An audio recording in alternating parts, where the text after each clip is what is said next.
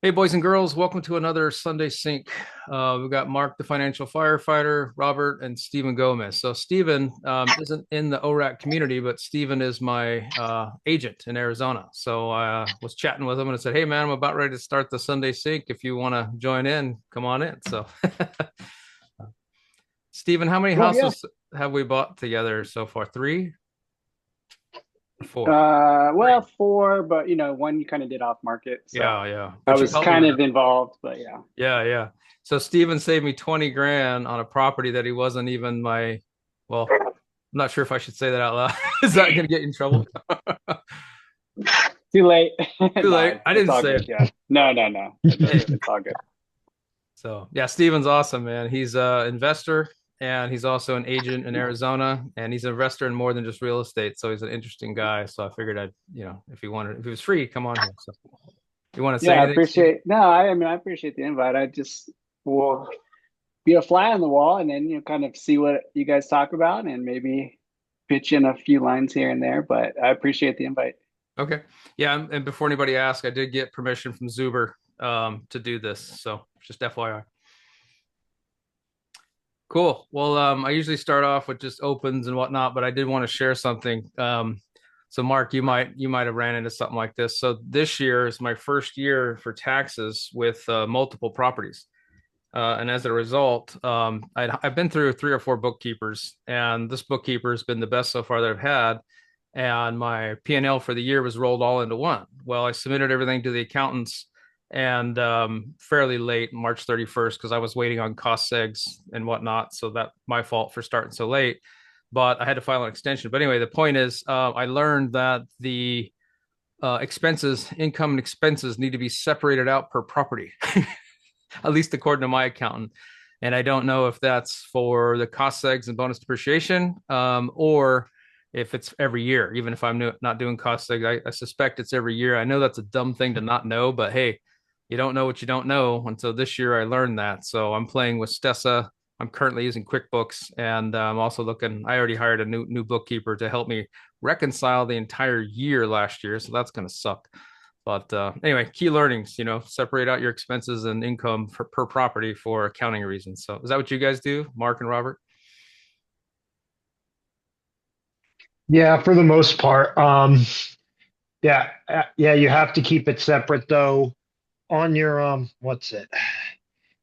Like, yeah, you keep them separate, but then it's all like rolled into your Schedule E income as one thing. So how do I put this? So if you have a profit or a loss on real estate, it's from the total of properties. It's not one property. So like you can offset another property loss against another property loss. Like that, offset a property gain against an offset property loss and not pay taxes. So yeah, Mm. you keep them all expenses differently. They each show their own profit and loss, but then you sum them all up for the total of your Schedule E for what you owe.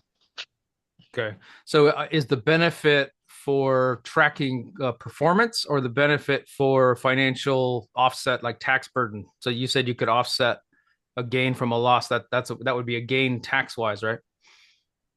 Well, basically, what I'm trying to make the point is that like you, all your property's income gets rolled into your schedule E. Like it's not like, oh, I made a profit on this property, so it's but then I made a loss on this property and I can't deduct the losses from that property. No, you can. If you make money on one, you can if you gain money on one and lose money on the other, let's just say one you lose and gain the exact same amount, it would net out to you owe zero taxes. That's what I'm trying to say there. It's like, yes, you account them separately, but it's all rolled into one. Okay. But the what's the core benefit of keeping them separate? Just to track performance? I don't know. It's what the IRS makes me do. Oh, okay. Well then, okay, Yeah. got it. Yeah, Jared, I think it's for an audit. I think your cost and your expenses need to be attached to a specific property. That makes So sense. I feel dumb, but I don't care. I'm asking anyway. That way I learn. I don't care. Yeah, it makes it really difficult with like going to Vegas and like what I do there. It's like when I went to Vegas, it's like I deducted that expense and like divided it up equally between all my properties. You can't deduct gambling. I'm kidding. Nice. What's up, Matish? So the travel expense has to be peanut buttered across all the properties too. That's weird. I would think it would be a general expense that would just come off the top. I've never seen a general expense thing, but I just do it myself in TurboTax. So I could be doing this. I could be doing this all wrong, and this is being recorded so wonderful. But I can go edit it out. whatever, whatever, Yeah. whatever. Which is My go idea, against, my which go idea against the is the company. expense you're incurring has to like be related to like a gain or a loss on a property. So when I go to Vegas, it well, it's counted against all of my properties, so I spread it out because the trip to Vegas helped me is supposed to be education for all my properties, not just one. Hmm. Okay. Well, I'm Well, switching. it doesn't. Oh, It go ahead. wouldn't go against the property. It would just go against your uh, revenue for the year. Be a So company. when It'd I be a was company so when expense. I was entering my information, like each property, I had to enter travel expenses for like each property. Like there was no general thing. Like when I track my miles with my car, I have to track the miles for each property I drove. Like this business trip was for that property, that business trip was for this property. Well, I switched up from well, I'm switching up after this year to main bean counters, which Matt and everybody, Dion and Zuber use. So I'll find out from those guys. But nonetheless, yeah, I am actually, well, obviously too late this year, but next year I want a real account because now I have four and I'm going to do stuff this year where it might get very messy. Cool. Thanks, man. Yeah, see Juan Carlo joined. Hey, Juan Carlo. Hello, how are you? Good, good. We were just chatting about taxes and deductions and bookkeeping and whatnot. And yeah, That's what it sounds like. yeah. I'm learning a lot this year because it's my first year with multiple properties. So I saw that. I saw that you had closed on a fourth house. yeah, so we're gonna hopefully start construct. Well, we're starting on Tuesday next week construction for a piece of it, and then I don't know when I start the rest. So So just to correct you, it's John Carlo. John Carlo. Oh, okay, gotcha. John Carlo, Oh, okay. Italian. It's not, There you it's not go. Spanish. Cool. It's not Spanish. Then we have iPhone. That's a who's iPhone? I don't know whose iPhone. Jim. It's, Oh, hey Jim, how's it going, man? Oh, you're Hey, pretty mobile good. today. Yeah, I'm up at the Trouble is here. That's why you have to Yeah. block it. You have to block his name. No, I'm double trouble. Hey, so Steven, Jim is our local construction expert. All the different groups tend to have like experts in different services or categories, and Jim's our guy we rely on for any construction stuff. So, like Oh, that's great. that sump Yeah, pump last week, no, I showed it to him. no pressure. No pressure. Right. Right. And Jim, Steven's my realtor. Am I saying that right? Is that real estate agent or is it realtor? Realtor. Yeah. Oh, man. Come on. You on a job site today, Jim? So because of tomorrow, I leave school. Uh-oh. Charles pairs a rent. Your mic is live. Do you have something to say there? Sounds like Jim froze. No, Jared. The wife was talking about how to improve video views, and I was looking for the firefighter saying, "We got stuff to teach you, sir." Awesome. All right. Well, let's open it up. What are we talking about today? We were talking about taxes. I'm guessing that's on everybody's mind, given that we have 2 more days. Oh, they can wait. I had to file an extension. Extension here too. Oh, yeah, no, I did. Yeah. That's like automatic when you're self-employed. I see Steven shaking his head. Yeah. I can honestly say I've never filed an extension before. First time for everything. You're better off. Yeah, that's what I heard. I watch a couple of accountants on YouTube, and they're stating one of them, Matt Sorensen, who's actually my lawyer group. He was I don't know if you know Matt Sorensen and Mark Kohler. They run KKOS Lawyers, but he was stating that some people think that if you file an extension, you're more at risk to get audited, but the data shows it's way not true. Like it's the other way around. So people that rush and try to get things done by the deadline tend to be percentage wise. Now that could be because most people or a lot of people get it done by April 15th. So there's more of a pool there. But anyway, it's not necessarily the case if you file an extension that you're going to get audited. It's quite the inverse, I guess. Yeah, I think if you file real early, that's a flag. Oh, hey, Mark, who told you that? Your accountant or Mark says he's always told to file an extension. Hmm. Why is that? Well, it also helps out your accountant too. Yeah, that's Why is true. that? Does it just give them more time? Or does it make them more money? I think it gives them more time. They're rushing everything to get things by the deadline. That makes sense to me. And then they can take their time because you got till October and it's free too, right? So, but you do have to make a payment. So I'm waiting on whatever that is. I'm paying this year big time. So my wife, I was looking at the communication back and forth, and the person that Jeff Nash and his team sends me a message said, "You're definitely going to pay, so we'll send you the estimate." How does that work? The payment, like I'm gonna have to make a payment. Is it a percentage of the payment or? I was told that it's based on they're going to file relatively soon. They're only waiting on one thing, which for me was well, two things: a 1099-R from my retirement account, which I sent them already, but also I have to go and reconcile my entire year so I can break out the expenses and income per property instead of one big lump sum, which is what I sent them. So as soon as I finish that, then I hired a bookkeeper to help me with it. She's going to essentially train me because she told me she's $80 an hour and she's saying that it's going to be 10 hours. And I'm like, I'm not doing that. That's $800. So she also does training for $80 an hour. So I'm going to leverage the training and hopefully learn what I need to do. Wait a minute. The bookkeeper's costing $80 an hour? Yeah. Oh, no way. Yeah. That sounds like an accountant. Well, in this case, CPA? well, I need it. She actually was referred to, I guess, a good like a third of their clients use this lady, and I talked to her on the phone, and she's awesome. So to me, it's worth it. I'm going to pay her the $80 an hour, and hopefully learn within that hour how to reconcile everything myself because I'm going to be involved anyway. Because she's not going to know that hey, transaction A was for this property, and I'm going to have to go back and look. Thing that sucks is this is something Dion mentioned on one of his channels that I did not do, and I just learned about it a month ago. He said go back and your bank only keeps like 12 months of records. As far some banks only keep 12 months.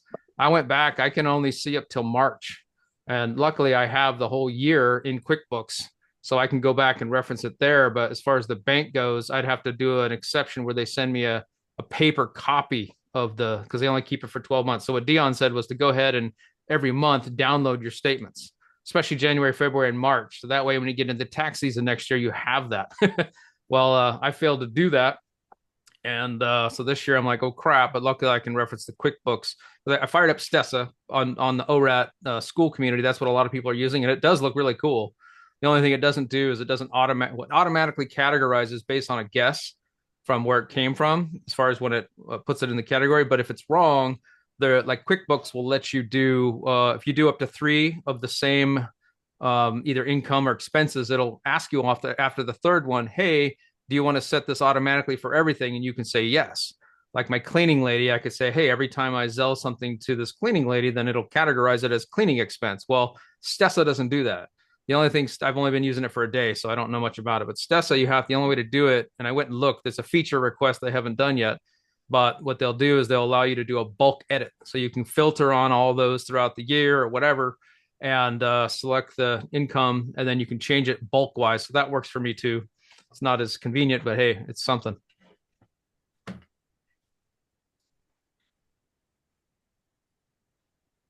People file all the time, probably easier audits to get done. Oh yeah, gotcha. Yeah. So Mark says more vanilla audits.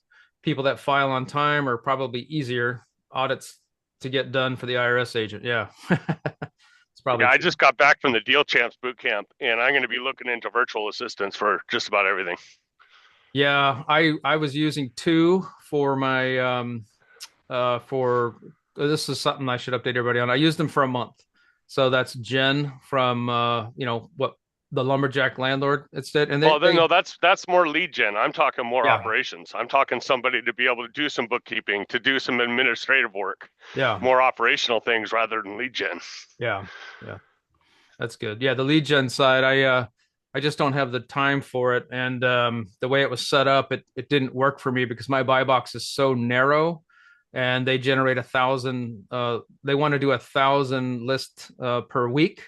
And mine come out to be under 500, 400, something like that. So it didn't make sense to me to pay that. So in my particular circumstance, I'm going to just pause for a while because I got too much going on. So, but she was pretty good, and it takes time. And I realize it takes time. You can't do 1 month and think you're going to get a lead or at least something that's going to turn into a purchase. So, I'm not saying that I only gave it a month for that. I gave it a month, and now I know what I'm dealing with. And down the road, I'll start it up again potentially. Yeah, I'm going to start. Well, at least for my areas, There's a program called RE Simply, and then there's also Property Radar. I'm going to sign up for both of those because I drive around a ton. So I'm going to see that property I like, and then I'm going to look up all that information, and then probably do it that way rather than doing that actual just a blank phone call of something that I don't know anything about. Yeah. That was just my thought. Whether Yeah. Well, yeah. Let us know how that goes, and if it yeah, it's works going to out. take a while. I'm not even going to start on that until after I get these two houses turned. There's that my bandwidth is gone. There's no more instruction besides Skool. Can't you know what I mean? Yeah. So for those that joined, Stephen, sorry to keep reiterating this. Stephen is my real estate agent, realtor in Arizona. Oh, gotcha. Okay. Yeah, so just FYI. And this I'm just going to explain to Stephen a little bit. So we share a lot of this BCAM, best known methods, BCAMs, or things like that. And that's where Stessa came from for me. So I'm like, all right, everybody's using Stessa and they like it, so I'm going to go do that. So there's a lot of value in sharing. Like Jim's going to go get a VA, and if it works out for him, great. In the ORAC community, one rent all the time, a lot of investors. There's like Mark's on here. Mark invests in Pennsylvania. Mikey invests in Pennsylvania. And what's interesting about that is both of them live in Hawaii. And so they've leveraged each other. Same thing with Gary, Indiana. So Millennial Mike is one of the, if you call it founding members, not founding members, but part of the ORAC community, been there a while. And a lot of people leverage his resources when they get started. So people come in here, and Mike is super cool. And it benefits him too, because when people buying in Gary, Indiana, especially when they're close to his property manager, all the values come up. So it's kind of a win-win for everybody. Yeah. Yeah, it's a great resource. It's crazy, man. Like it's really cool. So it's better to do this as a team, as a group, even though we're all individuals. It's a lot of the learnings are the same, even if you have different strategies. Like my strategy, like Stephen does what I'm doing, also co-living. And even though I don't know anybody in the ORAC community that's doing co-living, but the financing, the acquisition, a lot of the stuff translates to everybody's different strategies. It's all real estate in the end. So Even Yeah, everything especially correlates. with accounting. I mean, I like my tax professional, but there's a lot of kinks that I run into with them. So I'm kind of still looking for somebody I think will be better. You do tend to outgrow people as you get bigger. So yeah, definitely new contacts I've already, within a group is really massive benefits. what did we go through? 4 cleaning ladies, I think, Stephen, and then Yeah. yeah, Right. yeah, and now we have the fish. She's been great, but I've already outgrown my handyman, so I've got another handyman now. So I'm glad I've got primary and secondaries. If you got a It's good funny how electrician, you think somebody as small as a good housekeeper, how much of a good benefit that is. Like you wouldn't think so, but it's like it was a huge hole to fill. yeah, she's amazing. Yeah. So by the way, guys, Stephen and I use the same housekeeper. Yeah. And several other she loves us because we just spread the word. And so she had to hire somebody because she got so big pretty fast. She's doing a lot of the co-living houses. So it's kind of nice. Right. Anyway, somebody was saying something there. Sorry, somebody jumped in.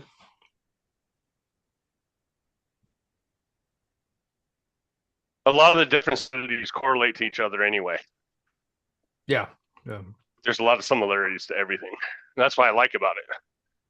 And what's funny is all this research I've done, all the different groups I'm in, it's helping my construction business too, in the format of it and everything else. Oh yeah, referrals, you think, or what's helping it? Just different ideas for out of the box type VAs and all that type of stuff. Yeah. Different systems, just implementing different things. And I've been doing this shit for a long time. Sorry for language. So awesome. It's cool to see just different aspects of things. Yeah, I'll be happy. Yeah, that's a really good point. When you get into groups like this, these are like little mini masterminds. Most people don't do this kind of stuff. Even people who are self-employed, they just do the same old thing. But this kind of a group, they're really out of the box thinkers. So it really helps people think differently in all aspects. Yeah, and it's just the community is just huge, and like I said, I'm in 7 different groups. Every one of them have different aspects to things, and it really helps. Because everyone's journey is different, and so I'm taking pieces of each one of those groups and putting it into my systems, and then those are going to change in a year for sure. Yep.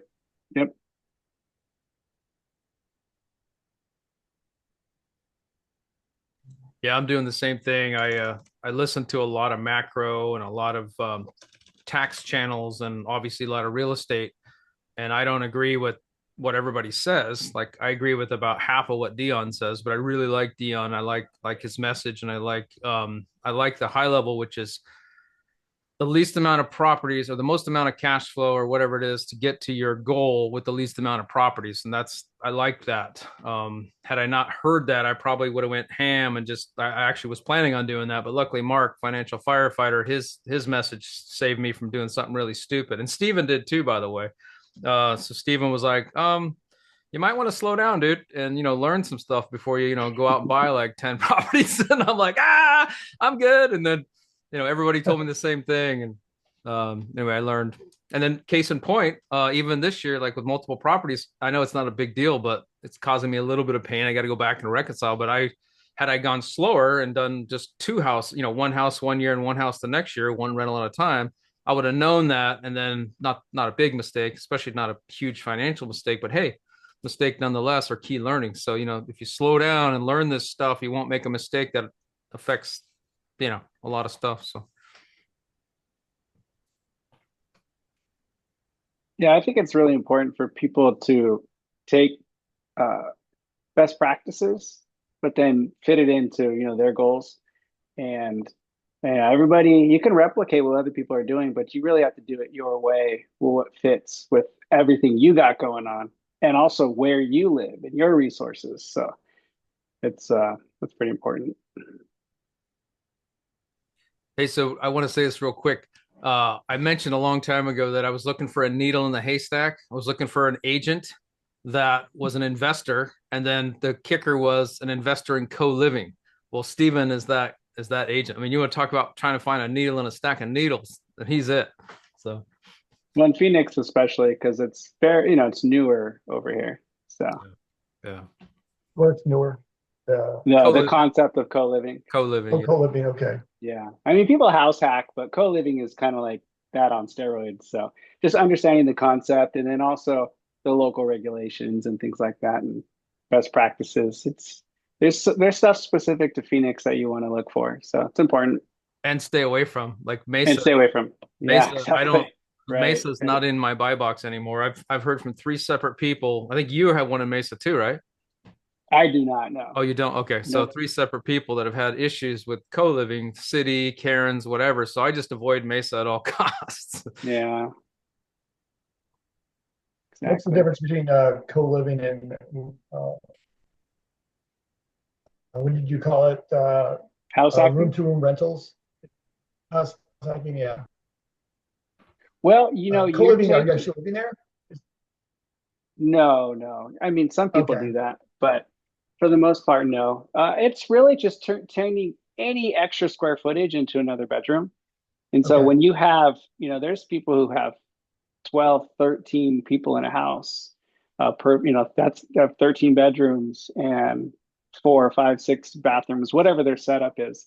And there's a lot to learn with just coordinating people, best practices with the locks you use, the cameras, where you put them, just the accounting processes with collecting rent. You can do it weekly, you can do it monthly. Um, Do they and then also share like common advertising, areas? marketing. Some do and some don't. So some Okay. people turn, yeah. So there's a Okay. lot of options as an investor you have and what type of setup you want and what you think brings value to that house. Some people want to have common areas and maybe some extra amenities or a pool or just anything that they think adds value to the property, and then they'll rent the property for more. Other people, they don't offer any amenities, but then they rent the property for less. So it's kind of how you run your numbers and what you think is going to be best for you as an investor. But yeah, all of that is stuff you have to think through, as well as who's your target market, thinking through that, how you're going to advertise, how you're going to draw people to your property as opposed to other properties. Are you going to use Pad Split? Are you going to go on your own? Pad Split is a market maker who will advertise the property and do other things for you, like some of the accounting and some of the screening, but then you pay for that. So it's running your numbers and seeing if that works for you. I usually recommend people who are just starting to use Pad Split because they do offer best practices like we're talking about. And then you can learn from them and then go off on your own once you think you've got a handle on it. So that's usually a good way to start with training wheels. Got it. Yeah, I'm looking at a house right now that I can get a pretty good deal on. And I'm looking at the numbers in front of me right now. But am not completely comfortable with the calculations yet. But I mean, I'm looking like I don't know which one of these like statistics or calculations is the most important. But I mean, can I share my screen with you? You guys, would Yeah, you let me enable that though real would you quick. be I think interested in looking at these numbers? yeah, I mean let me enable it if people are interested. Yeah, Uh if you're interested. If you're not, we can move on. where the hell is that? Advanced sharing options. Sorry, I don't normally do this. Multiple one participant can share at a time, host all participants. Okay. Who can start sharing when someone else is sharing? All participants. Let's just do that. Okay, so now does that work? Go for it. Jump. Let's see. Let me see if I can get this share this screen. I just want to see. I mean, these numbers look decent to me, but let's see. Okay. Okay, here we go. Can you see that? Yep. So I just did it in ChatGPT. So um, I've got most of the information in here. Uh, so my mom wants to get rid of this house. She's done with it. She's moved someplace else. And the house in that neighborhood are selling for like, I mean, the rents are falling and the prices are falling. It's in Florida and Delray Beach and Florida. And the houses are going from anywhere from 285 to 350. And the ones that are selling are more in the 300 range. So, I mean, she's giving me a really good deal, I think.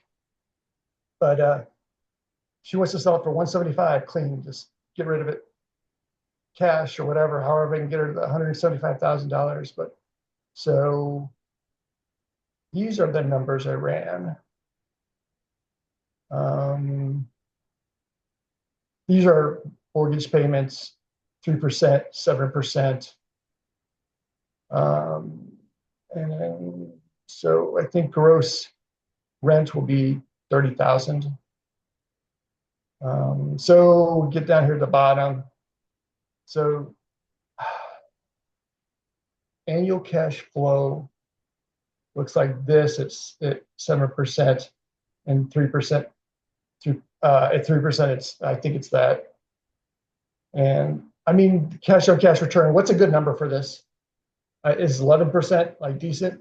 Is this long-term rental or? Yeah, it will be a long-term rental. I don't intend to like flip it or anything. I Man, tend to hold it. man, anything double digits in my book is fantastic, especially for a long-term rental. I don't know what other At people. 7% interest. Yeah. Yeah. Yeah. Yeah. And it depends on how you're running your operating expenses too, like what you have factored in there. Operating expenses I have, it's in an HOA, property taxes, Right. insurance. And I think I held back like some like 10% for repair costs Okay.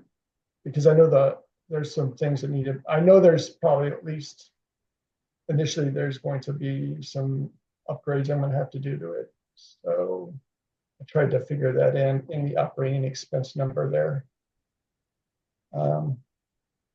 So this right here, I mean, like anything over 10% is kind of a good number to shoot for.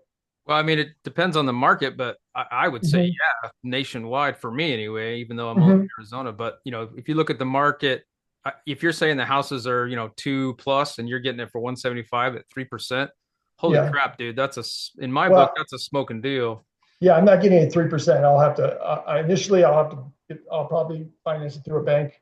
So this is an assumption. This is an assumption that rates will come down in the next like 3 years, and that 3% refinance will be available. So, all right. A month ago, I would have said, yeah, good luck with that. But man, actually looking at the unemployment and some of the stuff and the pressure that's coming on, it might actually get there. You never know. I mean, I don't know about 3%, but maybe high fours. Yeah, I mean, I'm not, I'm just assuming historically we've gotten down to 3%. But I mean, that's basically how I'm coming up with that. But um, I don't know. I guess we'll see. All right. Any comments? Other comments about it? Yeah, I would just say make sure you're factoring in repairs, Uh-huh. and then Oh, CapEx too.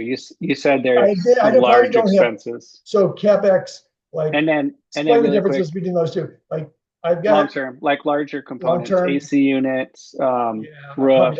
I probably don't have. I do have a roof. I mean, yeah, I So probably don't have it's that just in my there. numbers. Everyone does them different, but if it's an Mhm. older home, I do 10%. If it's a Uh-huh. newer home, I do 5% for CapEx. And then I just do like $150 max a month for just small repairs on top of Okay. that. And I've got then small um, repairs and in then there. vacancies. You're gonna want to have Yes. vacancies too. Yeah.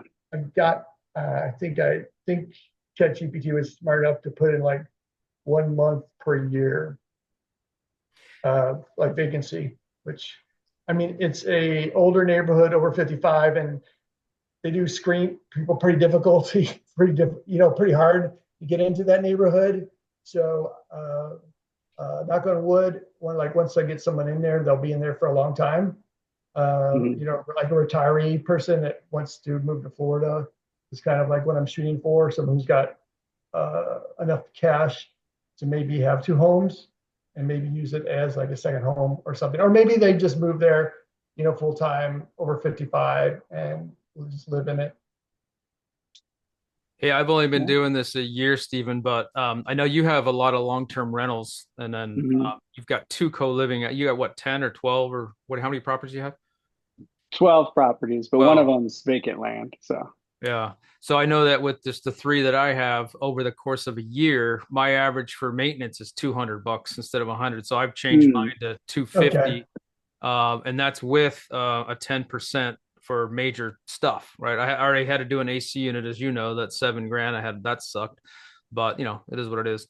Yeah. And then a hot water heater and a leak and yada yada. So anyway, I guess it's because my homes are older. They're all 70s homes. I mean, of course, we have people on the East Coast here that have homes not even in the last century, so that older relative to my market. I've got 1886 is Yeah, man, the home I'm in right now. it's crazy, dude. 1941, 1947.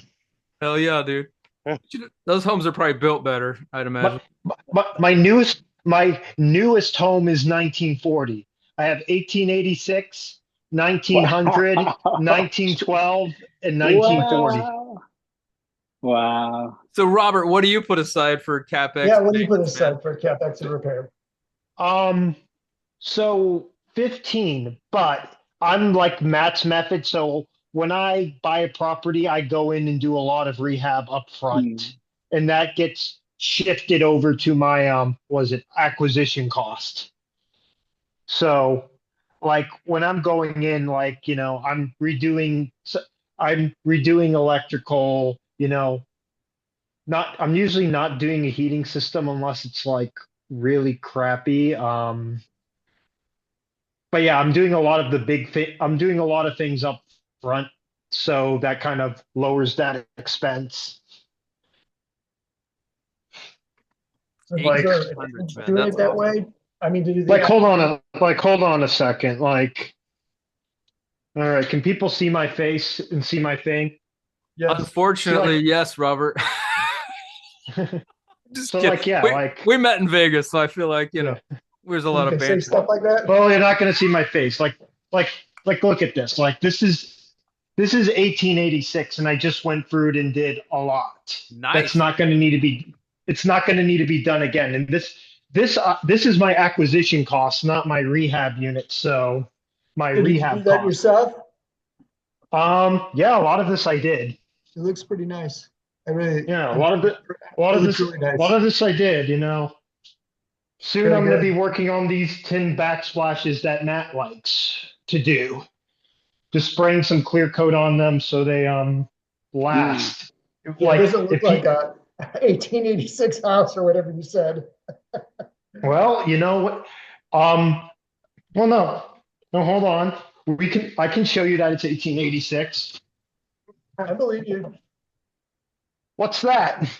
If you can see that, I probably not. see. Laugh boards. Is that plaster? Asbestos. Yeah, look up there. That's Yeah, laughing yeah. plaster. Nice. Oh yeah. You can tell this. You can tell this is 1886. I don't know. I've never seen that before. So It's awful when I see that because I'm like, oh great, lead paint, which yeah, is like every house I own. I've never been in a house like that. So do you plaster over that or do you tear it down and sheetrock it? What's the plan? Um, most so that I'm not doing anything because it's already like falling apart and it's in the basement. So that I don't care about. So this entire house is basically they just threw drywall over the plaster and called it a day. Hmm.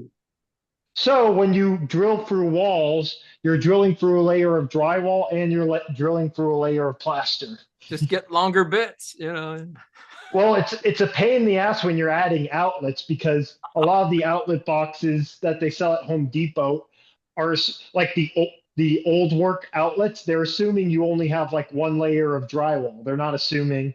So you have to get very creative when putting new outlets in because between the half-inch drywall and the lap and plaster, you're talking like an inch and a half thick wall. So it makes everything it makes everything a pain to So deal is with. that knob and tube or what kind of electricals in those? Oh no, I updated it. Well, all right, hold on. It's not live, but hold on a minute. Let me find a chair because there is knob and tube. It's just not active knob and tube. It's been deactivated. Hold on. Let me show you what knob and tube looks like. All right. All right.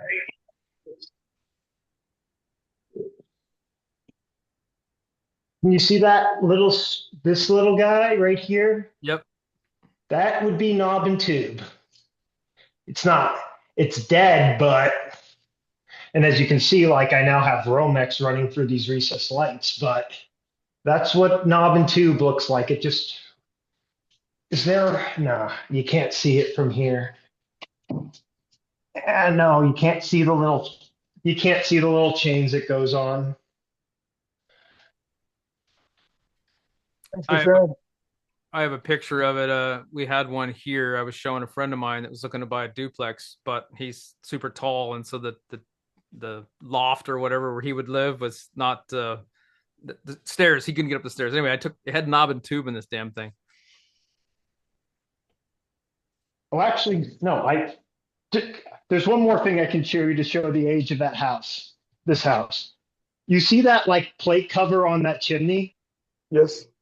That's a hookup for a pellet stove.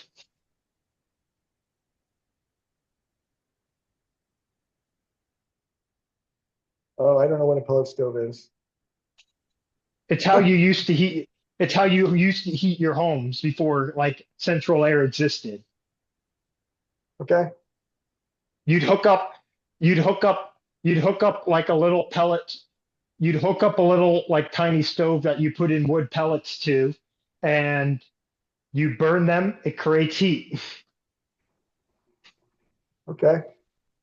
I would think it would just be like a fireplace or like a just chuck like regular wood chunks into a stove. I didn't know they had like pelletized wood.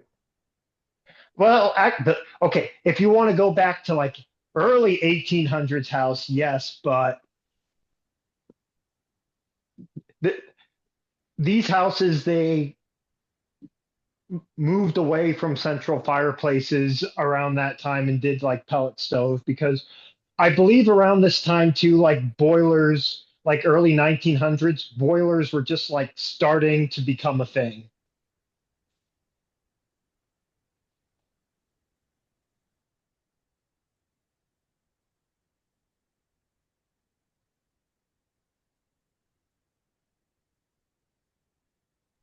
Cool. All right. Dead Awesome. air. Dead air. Move on to the next topic. Next topic. Next.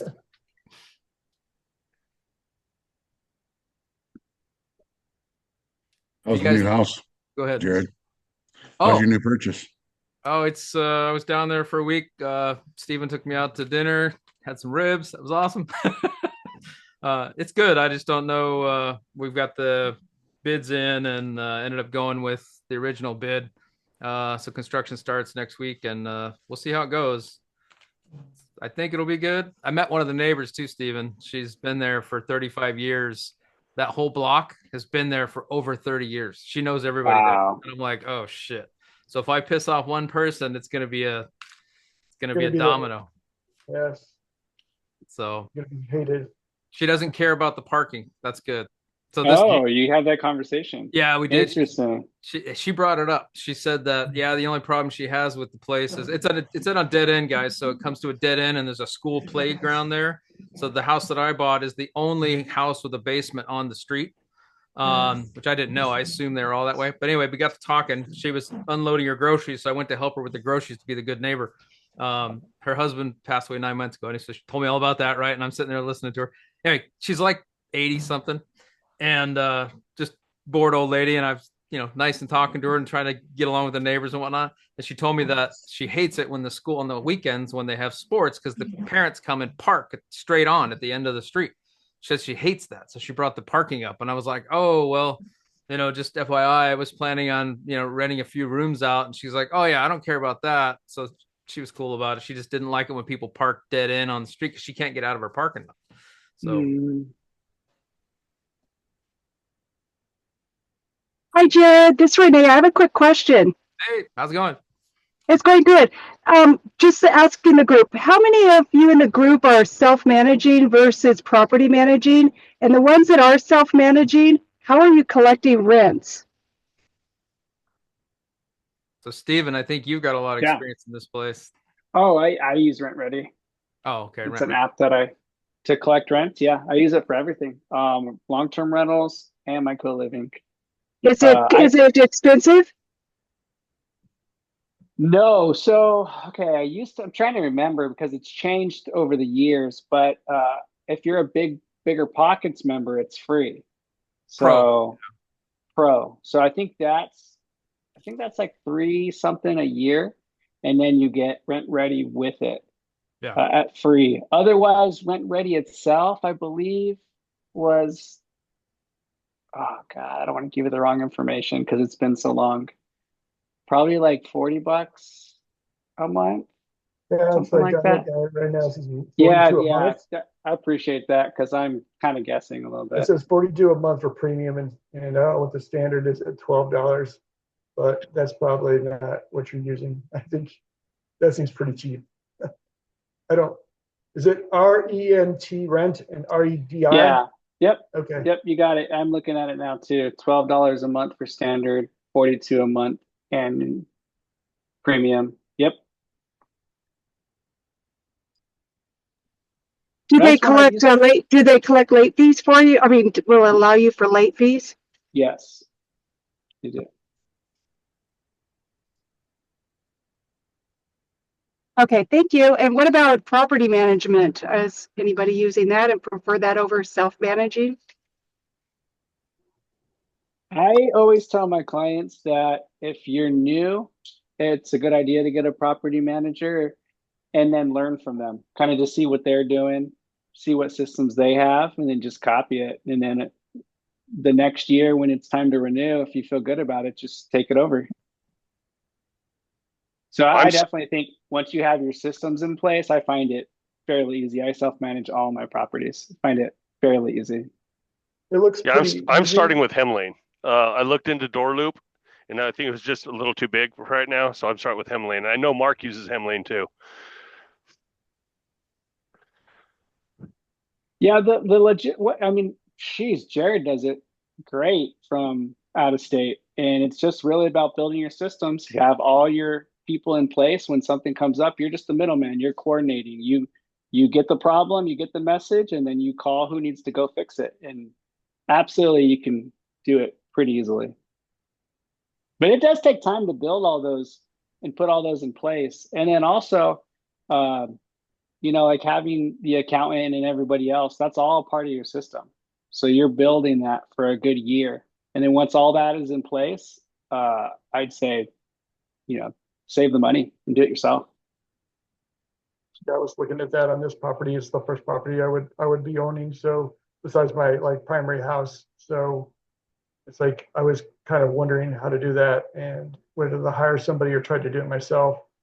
Or it's a pretty big expense. It's like a 10% or 12% out of my budget, so it's not minor. I mean, I think I budgeted $3,000 a year for it. Does that seem kind of high? Or Another thing to ask. Standard is 10% yeah, monthly. So, that's what I've got. and then it's up or down from there. Yeah. That's what I've got. Also, you should ask yourself, are you okay with your property manager making more on your properties than you do? Yeah, Because oftentimes that's the case. And that disgusts me. That kind of irritates me. That's why.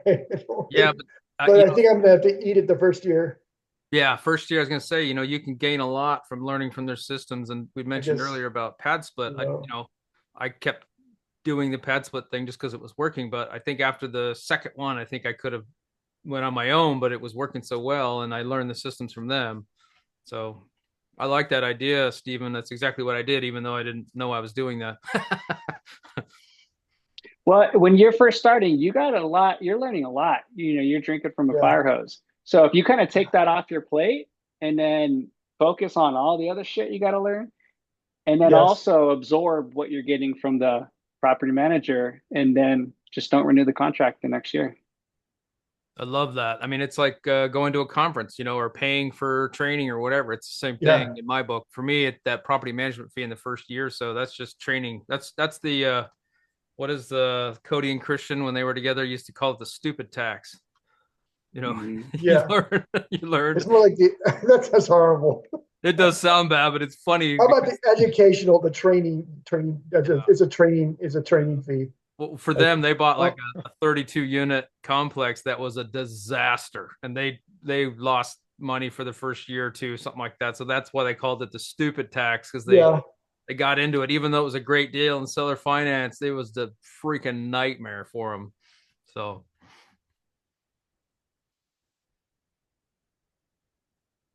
how do you identify a market with pad split or rent by the room? Or that's a loaded question. I mean, depends on your goals, but I mean, for pad split, you just go to padsplit.com and look at where they're at. But even within that realm, there's a lot of variances. Like me, I would not invest in Atlanta or Florida. There's just too much supply, too much competition. I'm a fan of, like I said, your goals. I'm a fan of less competition. Mainly because I saw what it did to me. Like Steven knows this. I started in Glendale, and then almost immediately, everybody and their freaking mother came in there. I would say the majority of the pad splits, or maybe not the majority, but well, yeah, maybe the majority is Glendale and the West Side and that pocket. There's so much there, and so I pivoted and went to North Phoenix and did that twice. And then now I pivoted even more and I went to the East Side. And so we'll see how it goes. This could be a massive mistake, but I'm going to try it out. I figure while I'm employed with a W-2, I can afford to make these mistakes, at least better than I would if I wasn't employed. So I figured I'll give it a shot. If it works, great. If it doesn't, I'll go back to pad splits and, hey, I want to add another one.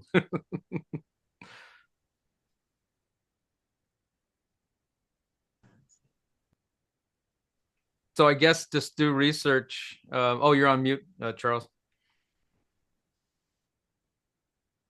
How about now? For me, I like big metros, a lot of different potential, right? Like if you're off in the woods somewhere, I know people that do it though, like that supply demand. There's a guy I know, Paul Rink, we did some videos together. He invested in North Carolina in the boonies, and he's the only one there. And it's working for him, sort of. He's on septic and had some issues. But for me, I like to be in metros because what I've observed, and Steven, you probably have too, is at least in the bigger metros, you do have turnover, especially with this strategy. So you just have to have the ability to replace those folks fairly soon. So that's what I like about it.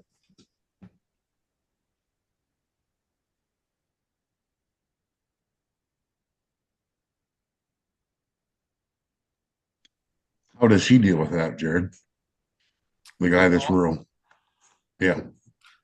He's got longer. He does what I'm going to start to do now. He does annual leases, which was good and bad because this is going to sound gross, but I think he had a 6-month and a 1 year, something like that.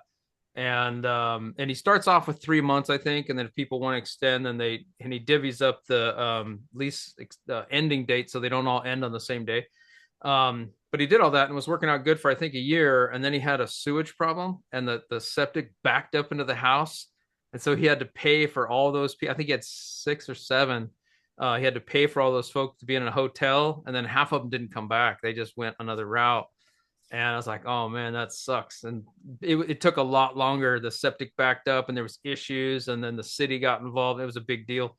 So that sucks. And I'll never do septic. Not my thing. Hell, I got problems with just the regular sewage system. We're trying to keep people from using those wipes. I'll go through the properties every now and again, and I'll see those wipes in the bathroom, and I freak out on them. I send them messages, hey, you can't be flushing these things. And, because you have turnover, therefore you have to train new people every 3 months or so. And if you had a septic system, even with a long-term rental, I wouldn't do it because, you got kids and stuff sometimes. So I just not a septic fan. I know Sam Wiegert does it, and he loves it, but I don't know how he does it. If you want to learn how to do that, check with Sam Wiegert. Septic's not bad if you're doing long term or short term, but if you're doing a pad split, I would not. That's just too many people. Yeah. It basically, on something like that, you should have a quarterly pump out schedule. Yeah, it's actually not that bad. Pumping out's only $300-400. It's really not that bad. And then you're gonna what's more expensive, fixing plumbing inside the house or taking care of that? Yeah, that's true. Just put that in your performa and you're fine. Because I was just thinking when you were talking about the pad split stuff, I was thinking like seasonal areas might be a good place for that, where you have a bunch of people. Does anyone supply their tenants with like plungers? I do. I put one in every. Okay. I do the plunger and the bowl cleaner in every bathroom. Okay. And garbage, and I even do soaps and the beginning, I was doing toilet paper and paper towels, but that got out of Well, hand. that's because you're renting by the room, but I'm just talking about long term. Would you make sure they all have plungers? I probably would. I mean, the expense is Yeah, nothing; it's negligible, and then they have something that they can work on. Potentially at least. exactly. That Yep. way, hell, I'd Exactly. even probably provide a snake. That way they less plumber fees if they want to do it Yeah, themselves. Great. exactly. No, that's a good idea. Yeah, I wouldn't go as far as a snake, but I would definitely do a plunger and a brush. We put Yeah, bidets Jim, in. I You think put there's bidets in? Bidets. Wow. oh Wow. wow. They're portable for $35, and the toilet paper, because you start out with a bunch of girls, and everything's on septic. Well, especially during COVID, it's something that started then, and we haven't changed. Is that one of those toilet seat bidets? Yep, Oh, okay. yep. Is It's it just a pump? It's a pump model, I'm assuming. no, it's No. just a it's just a throttle and a thrill. Yeah, it's like a water fountain. A water fountain for your crotch. Oh, I've seen. If you've ever been to Europe, you see them like a kitchen sprayer. Yeah, exactly. It's like standard in any European bathroom. But I mean, usually I see toilet paper with that too. I mean, both I've seen. Yeah, 3 out of our 4 are septics, and the more you have somebody pump, the quicker they tend to respond, and they treat we just get treated pretty well. It's a shitty conversation. It is. It is a really shitty. Sorry. I don't get out much, man. This is what I do for fun. That's a really cheap joke. I know. Jared, your next business is going to be porta potties. Yep. Hey, man, I saw what's her name? Cody Sanchez says that's a pretty lucrative business. You buy a used truck, you start off, and if you want to do that, you can, and then people Can't imagine there'd be a lot of competition in that. I mean, I don't know. Depends Maybe. on I was planning on building tiny home trailer bathrooms. You take them out to weddings, special events, that type of stuff.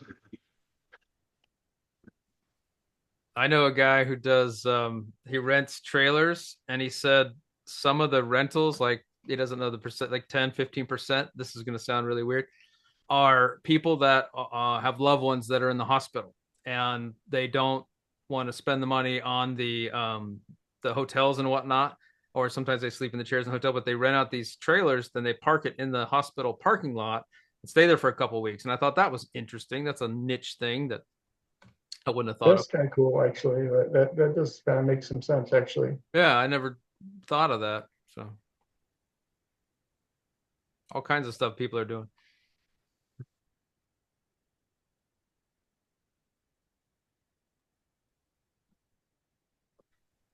All right. Well, what's our next topic here? We're kind of fading already. Usually we go like 2 hours before this happens. I'm working at the same time today, so yeah. Same problem. Always be working. Yeah, normally I'm in my office and I'm doing some office work at the same time, but this time I'm up at the property trying to start demo. Anybody offering disrespectful offers? Always. Anybody accepting? No. Oh, maybe in the next couple of weeks. I mean, let's see. I'm actually purposely doing it just to keep my face out there in front of it. Because the ones I'm looking at right now are banks, and you got to keep bugging them. Steven, yeah, that's what Zuber was saying today. I liked his 2-year thing. That was amazing. Yeah, I was on the call this morning, but there's a couple that I really want the properties on, but they just need too much work, and what they're asking is just not realistic. Steven, I would You're say reaching.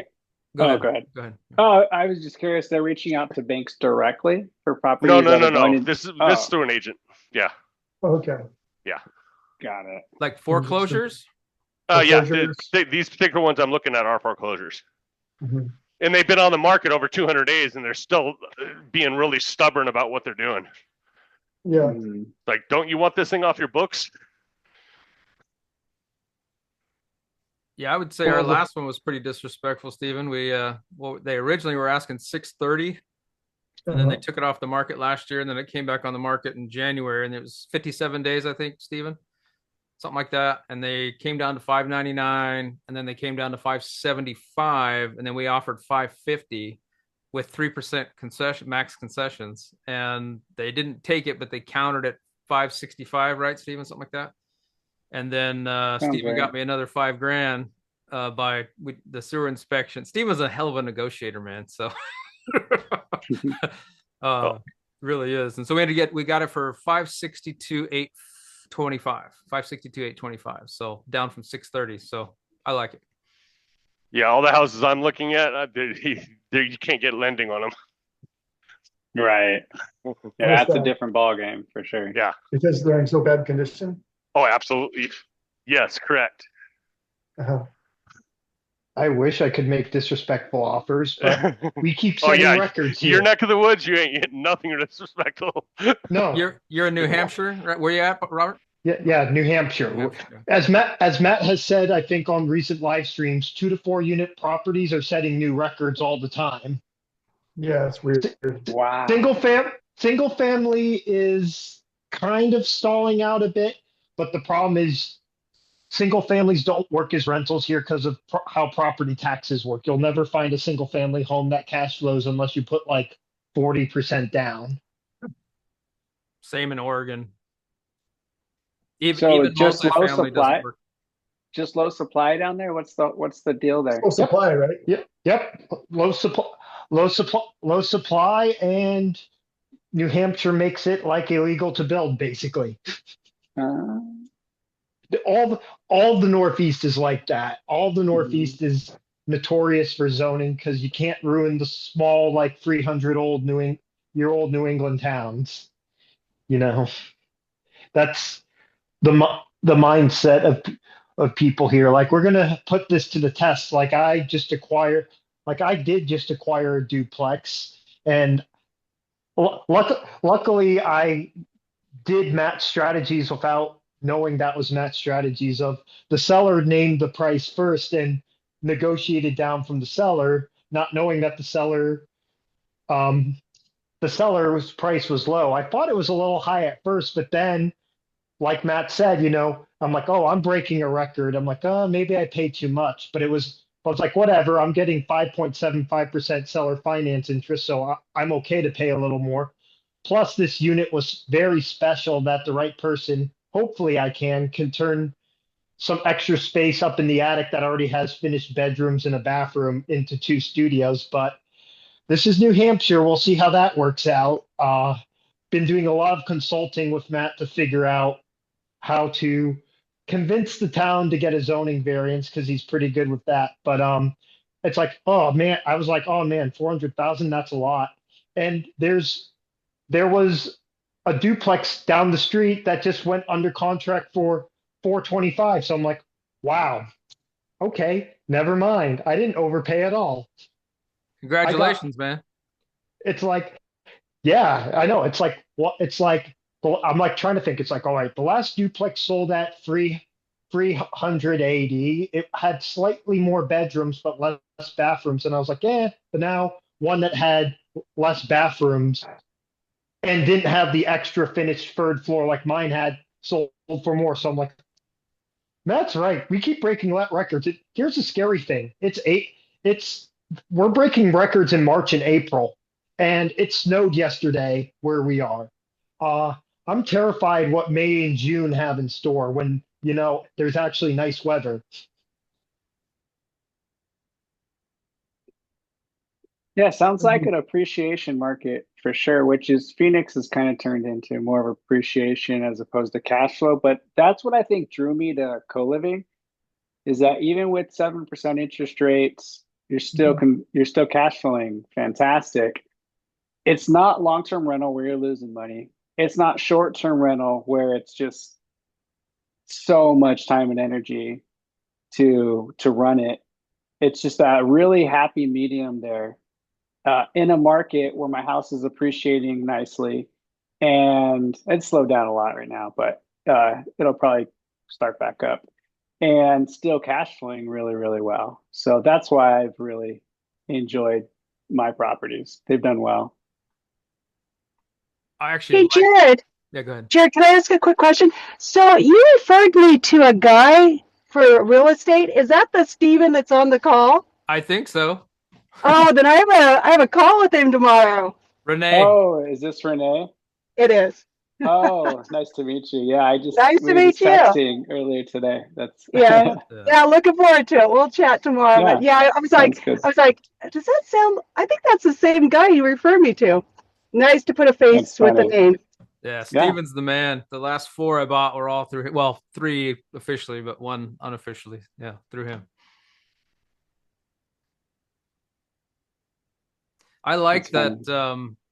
that I'm starting at a time when most people aren't, like, rates are high, prices are high, all that. So for me, like, if the rates do come down, that's just a bonus. That's just like, oh, hey, look at this. So if you start in the hard, you don't know any different. Like the people that have been investing for the last 10 years and they've had that low rate, they're like, oh man, this sucks. And they slow down. I started in this crap. So to me, I don't know any difference. Well, are interest rates going up or down? I'm still confused on that. They're a Right. little high right now. Are they Both going They're up? going up. up, It's a then roller down. coaster ride right now. They're going up and then down, up and down, up and down. I think they're going down in the next 3 years. I think by Q4 Yeah. it'll be lower than it is now for me. I just be based on the job market.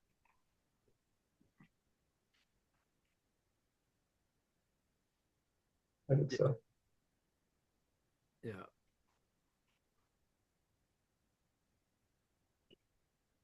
Okay. All right. Lively group. I've had 2 caffeinated beverages today, so for me, I'm like, woo. I've been inside Stessa and QuickBooks all morning, so for me, I'm like, eh.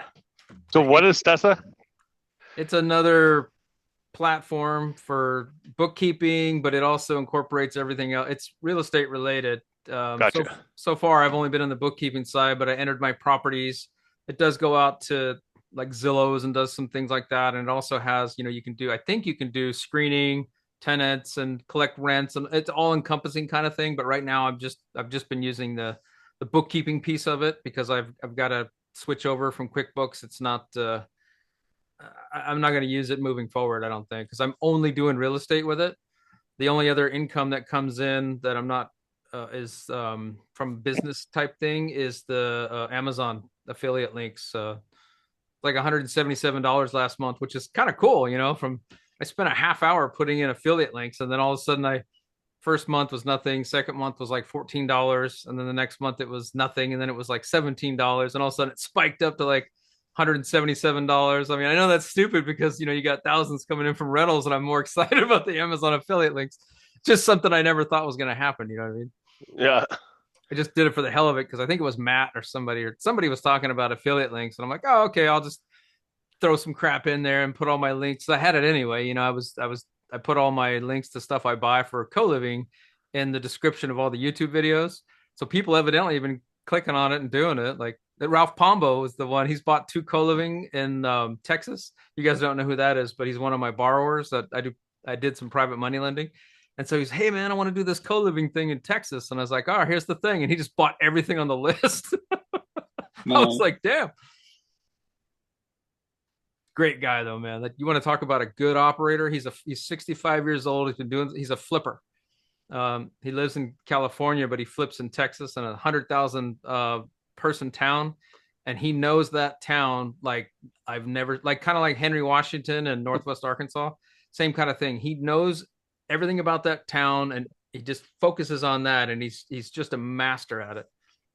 Like, he knows things down to the not penny, but within a couple $1,000s, and that's pretty damn accurate in my book. And he's a smart operator. Like, if you guys are flipping, you guys probably already know this, but like flipping and timing and all that, like Jason Pritchard has his market down and he understands. He also understands when days on market were rising. We had discussed the loan, and he had said the ARV was 1, and I said it was a little bit lower.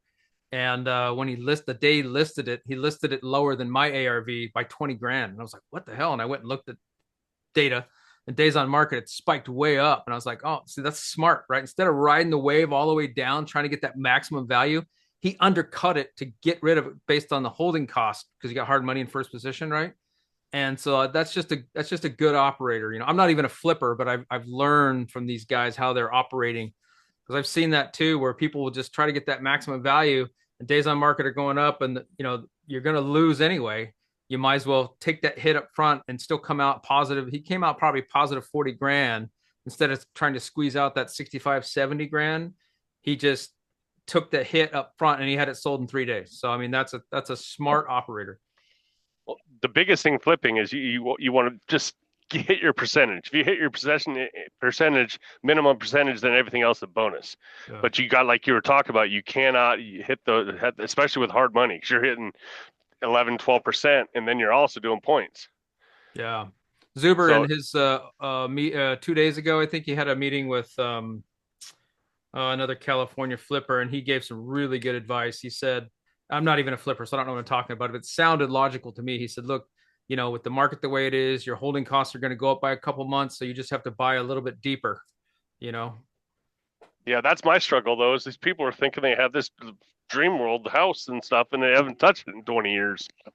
So It's really frustrating. So I know what I'm doing on the next one. I'm going to actually do a list of everything I have to do and say, hey, these are my numbers. I'm going to be straightforward with you. I'm not making a ton of percentage here.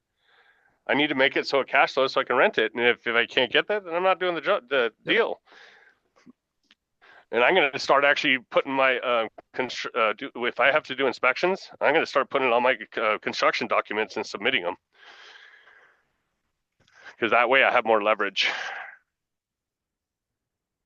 See you, Renee. Thanks for popping in. So when's your next one? You're going to try to stabilize these for 6 months to a year? Who, me? Yeah. Oh man, it depends on what I'm waiting for I filed an extension, but my taxes. It depends on, well, I know that it got past the House and it's heading to the Senate, the tax bill. At least I heard. I don't know if that's true, but hopefully that'll pass. And hopefully within that's the 100% bonus depreciation.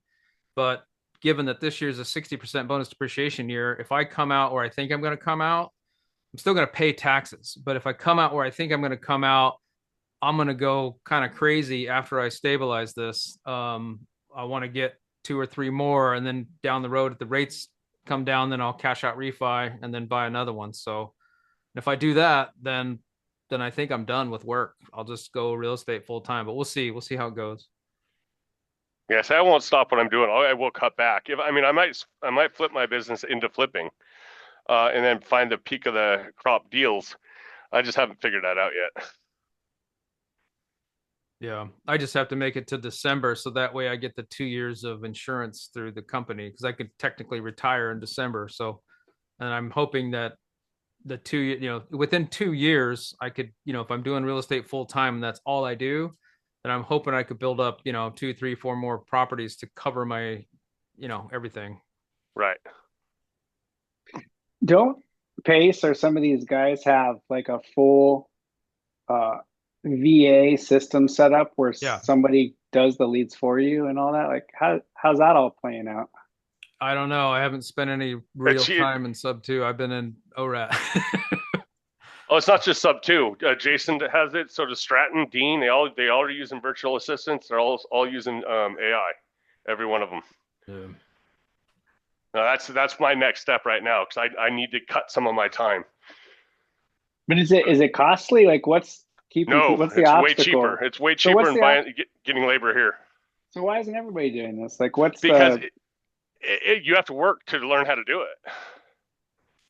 That's my struggle with it too. It's much easier for me to hire an employee locally than it is to do that in the beginning. But I thought they had like a whole system tutorial that you just kind of buy into, and then somehow. I paid for the boot camp this last weekend, so yes, I'm part of that group now. So I will be utilizing some of it, but they don't actually have a training. He has a couple YouTube videos on it, but nothing full training into it. I was actually looking for that. How much is it monthly? Monthly is not monthly. I paid for the boot camp for the actual. This was a full weekend, so I'm now part of their group. The service, the AI service. Oh, I don't know. Yeah, I Which, don't know. I don't have details on any of that. which group is that? The Deal Champs? Deal Champs, correct. So So Stephen, no, I learned a lot from it. Like I said, all the groups I'm in, I learned something new from every one of them. are you in the sub 2 group, Jim? I am not. I will. Okay. I will never do sub 2. Yeah, I don't. That scares the crap out of me. Yeah, it's a little scary, but the sub 2 guys, Stephen, they do have a VA thing that you buy into, and they have a TC, transaction coordinator group that you leverage. A lot of people are leveraging that. That one took off. Mm-hmm. They've got the lending stuff, the private money lending group, the Gator group that's taken off, and then now the VA thing that's taken off within that community. So a lot of people leverage all those resources, and it's good because if things get out of whack, people know about it, and that 18,000 people or whatever it is. I mean, it spreads like wildfire. Like, hey, so and so sucks, right? And boom. So, well, and that's part of the sub 2 community, isn't it? So that's probably going through his companies. Yeah. Well, what happened though is people joined it, got in there, and they were bad actors, and so there was 2 or 3 of those, and not this year, but last year or the year before. Well, in the last say year and a half, and so they weeded some of those people out, and they're doing a little bit better of vetting that. At least the people that are tied into some of the contract stuff. Gotcha. And that's kind of why he started the TC thing, the transaction coordinator, to help that out. And he bought his own title company, and they do a lot of creative finance stuff. So yeah, I was interested to see there's actually a title company for investors that does these kind of harder ones. If you have a complicated title, you just shove it over to them, and it's an addition to the title, but they'll deal with it all. Because there's title companies will only deal with so much. And I found that really interesting. I can't remember the name of it. I'll get it for next week. I think more and more of those are coming up simply because if you want to stay in business with the low transactions, you got to do something. And so, yeah, correct. Yeah, and also speed. Yeah, for flipping and wholesaling and stuff. That's what a lot of these guys are using it for. Yeah, when you start seeing title companies merge, you got some issues out there. Yeah, I was also interested to see that some of these title companies actually put caps on what wholesalers can make. And I was going, that's just not right. Whoa, I didn't know that. Yeah. So like Chicago Title is the one most of these guys use. They don't have a cap, but like I think it was Plaster Title has a 20K cap. So they can only make 20K on the project, on the wholesale thing. And I just thought that was ridiculous. I was surprised to find out that Stewart Title, I think that's who I used. Is that, yeah, I think so, Stephen. They wire the money back to you instead of sending you a check in the mail. Yeah. So it got to the point where, I don't know, we had a few, Stephen, that just were shit shows, and I had 2 under contract, one in December, one in February, and both of them I couldn't buy.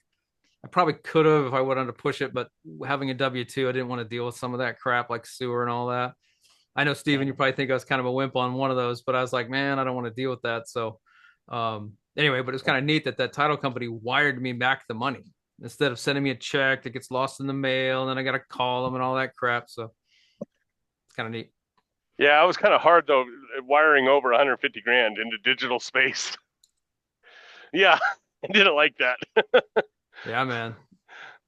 The most I've ever done was 130, I think, for the Kathleen house, Stephen. And then I found out I had 100K cap, so I had to do it over 2 days, I think.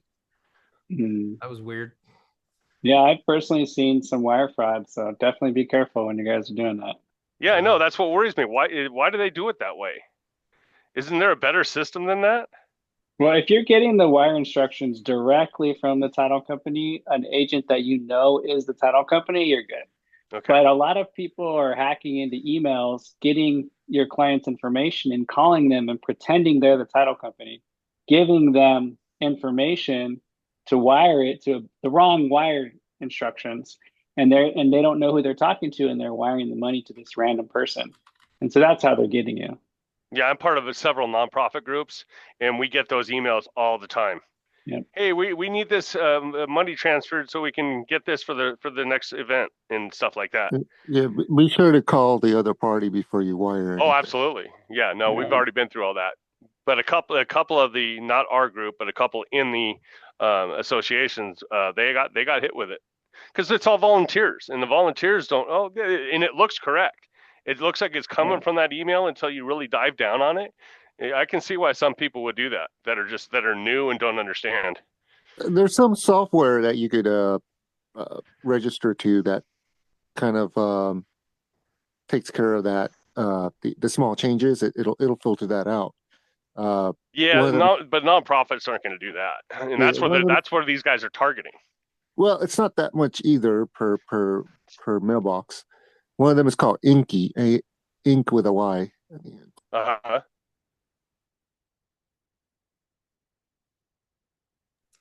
Well, I did something really stupid here this last week when I was in Arizona. I was at work and I was meeting with my boss's boss's boss, and so I didn't have a lot of time. And I ran over to a Starbucks, signed my life away, and bought the fourth house. And then I had to wire the money, but Intel wouldn't let me do it from inside the firewall, so I did it from the freaking Starbucks coffee shop. 20 some grand. I was like, man, this is so stupid, but I did it anyway. So you can wire right from your phone. You don't have to go into the bank. Yeah, that would have been smarter to do it from my phone, but there was a whole slew of PNC Bank. I like them because they're $50 a year for my HELOC and all that, but there is a ton of stuff you have to do to wire money, and they won't cash, they won't keep.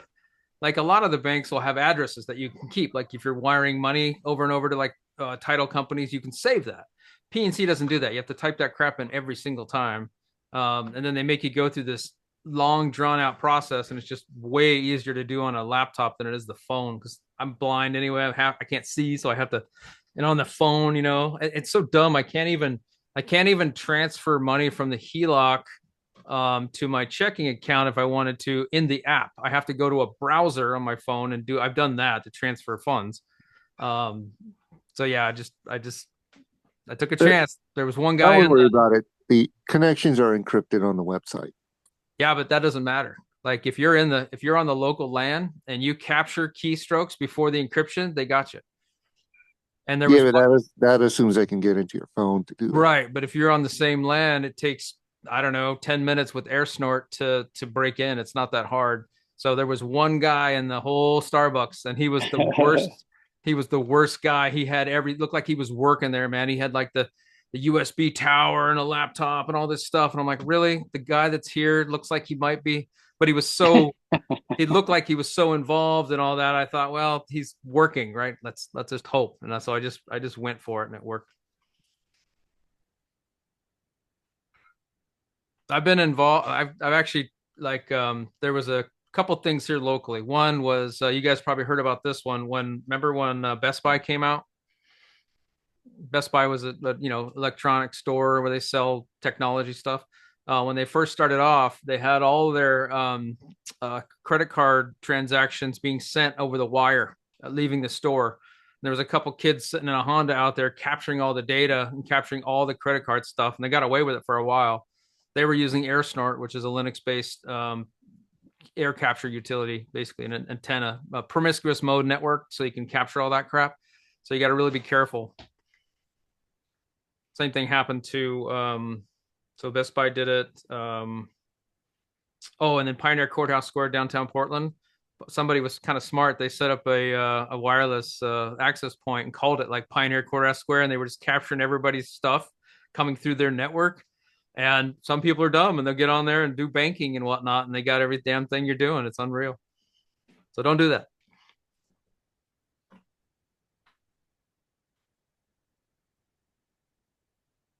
Good advice. Yeah, I'm a software engineer. That's fairly easy to do over any kind of public network. So don't do that. Yeah. Especially a busy network. The busier, the better. Yeah. It takes an intelligent 16-year-old to figure that stuff out. Oh, hell, my son's 10. He could probably figure it out. This kid's doing stuff I don't even know how the hell he's doing half the shit he's doing. Yep. But I mean, you're put in jail for it too, so. Well, he's 10, so. So juvenile detention? What's that? Yeah, detention, yeah. All right, guys. Well, I mean, any other topics? We're at about 2:00, so we're an hour and a half in. If you guys anything hot, bring it up. If not, we can phase out. Yeah, appreciate you letting me eavesdrop here and Yeah, man. participate. It's fun, man. You added a lot of value. Thanks. Yeah, I was Pleasure thinking meeting of all you guys. the way you guys do, I guess Stephen and uh, what's your name? I think Jared doing the cash flowing on a room by room model probably is a lot better than, I just thought about it this morning. I just thought about you, Jared, and I was like, versus what I'm doing, single family home or duplex, it's like, one family's in there, but room to room, probably a lot more potential for higher cash flow. Yeah, You'll be but more involved. yeah, More you're more involved. involved. Yeah, more involved. Yeah, for sure. Matt, So the there's lumberjack, calls it the bullshit to income ratio. bullshit. That's good. I'm gonna put that in my spreadsheet. Yeah. But I really do think co-living is the best bullshit to money ratio. It's a lot less than short-term rental, but you make a lot more Yes. money, if not comparable to short-term rental. I talked to a lot of those guys. They're not making much more, if anything, and they have a lot more bullshit to deal with. And cleaning fees, like the cleaning costs. I know a guy in Florida that converted all 9 of his short terms over to co-living. Jimmy Fuentes, cool dude. Yeah, you just need to know if your market, if it's the kind of market that would be acceptable to this kind of living arrangements. You kind of know your market better than anybody. So, and then also places that are just really unaffordable, that's going to be your best market typically. And it sounds like it might be your neck of the woods. Well, also, you got to pick a place where the laws are favorable towards it. And that's very few places are like that. Very cheap places or big cities. Like, I mean, California, I can't imagine. Well, I don't know how California law is, but I think it's more neighborhood to neighborhood specific. You got a lot of NIMBYism. So if it's too nice of a place, even if it's allowed, they're going to make it hard for you. Yes. Yep. So if everyone's parking, if you have a neighborhood where a lot of people park their cars on the street anyways, then they're going to be used to it. They're not going to care. I would think it's more like look at town ordinances. Look at your town ordinance and look for an unrelated persons ordinance, because New Hampshire, like every town has like unrelated persons ordinance that caps it at like 3 to 4 people. Unrelated person. Wow, that's low. Okay. Yeah. I think I get Sounds that. like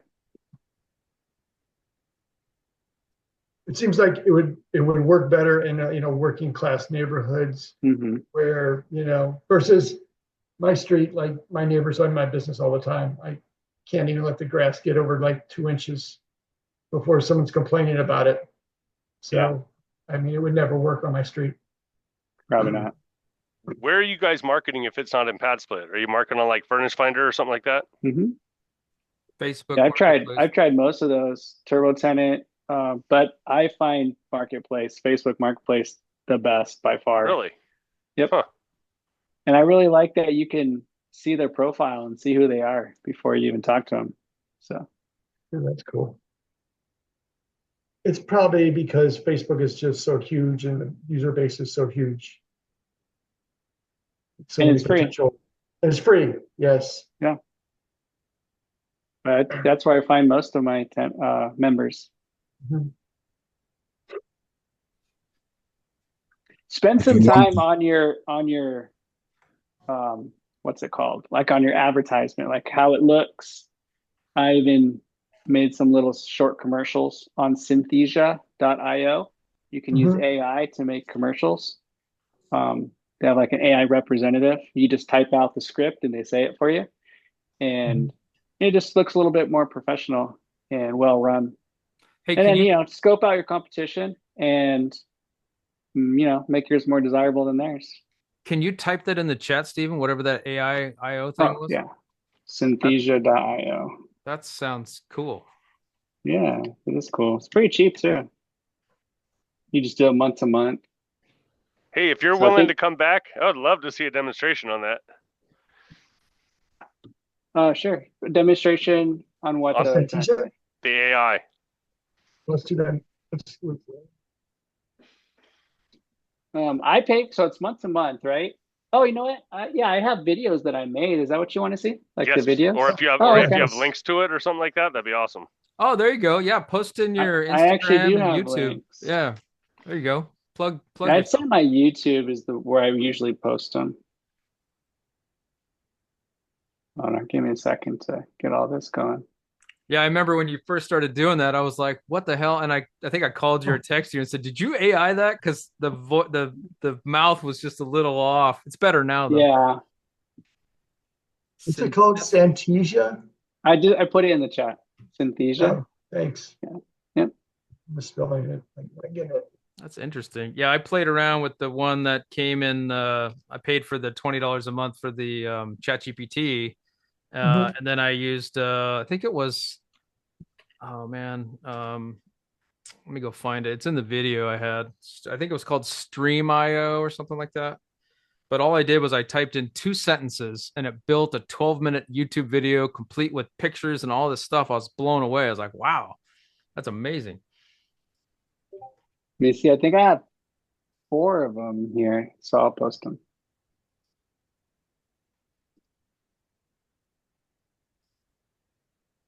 Yeah, I'll go look for the one that I did. It's really crazy.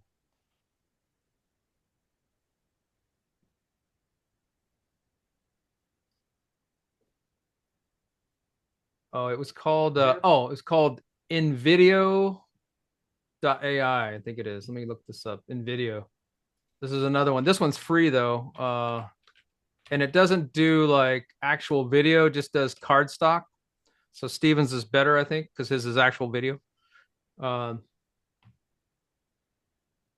yeah, this one's called InVideo.io. I'll post this one in the chat too. There you go. If you want to see what it did, here's a video I did with it. I've only done one. I just wanted to see if it worked, and couldn't believe it did it. It was crazy.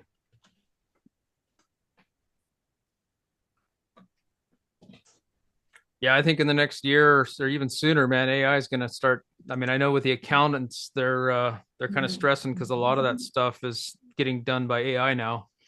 It kind of reminds me of the old travel, like what do you call that? I don't even know. Travel agent? Travel agent, yeah. So travel agent, I don't know if there's any travel agents anymore because of all these websites and whatnot. I think the same thing's going to happen with AI and a lot of these service industries. Imagine having an AI lawyer. Yeah, I think there's a lot of talk about that for realtors too.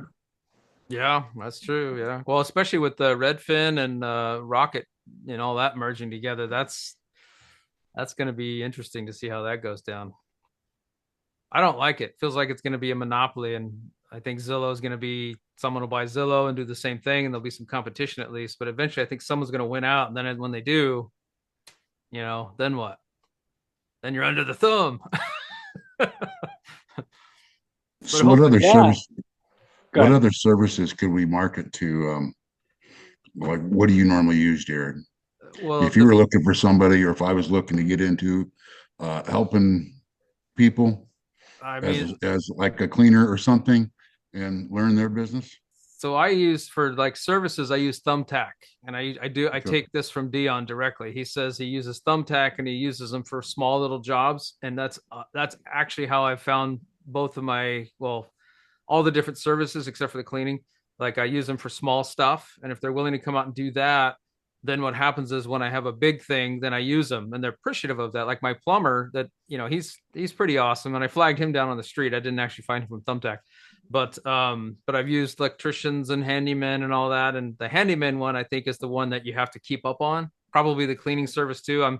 I'm dreading the day, Stephen, when Paola says she's done or whatever, because that's gonna suck. She's a huge part of the operation. Like if she goes away, as a matter of fact, when I bought that Gilbert house, first question I asked her was, "Hey, do you service Gilbert?" She goes, "Yeah, I go all the way to Awatuki." I'm like, "Okay, then I'll buy it." Because if she said no, that would have been I still would have bought it, but I would have, she's awesome. And I do a lot of clean outs for properties and for my own clients' properties. Also getting them prepared to list and all that. So I've had a lot of bad cleaners, and so it was really. In fact, I was cleaning my properties myself.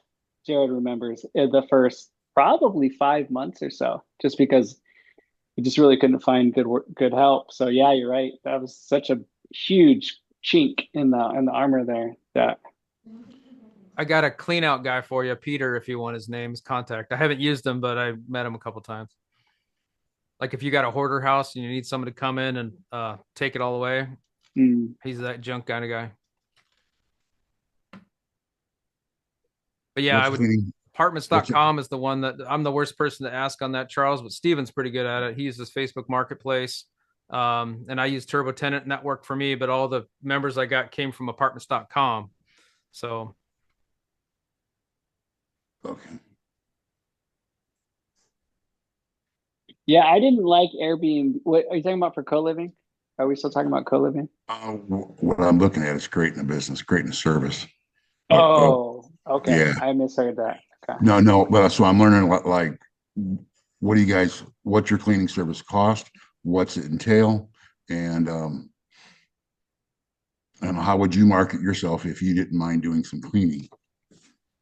I would go to schedules. I'd go to your RIA, your local RIA. Okay.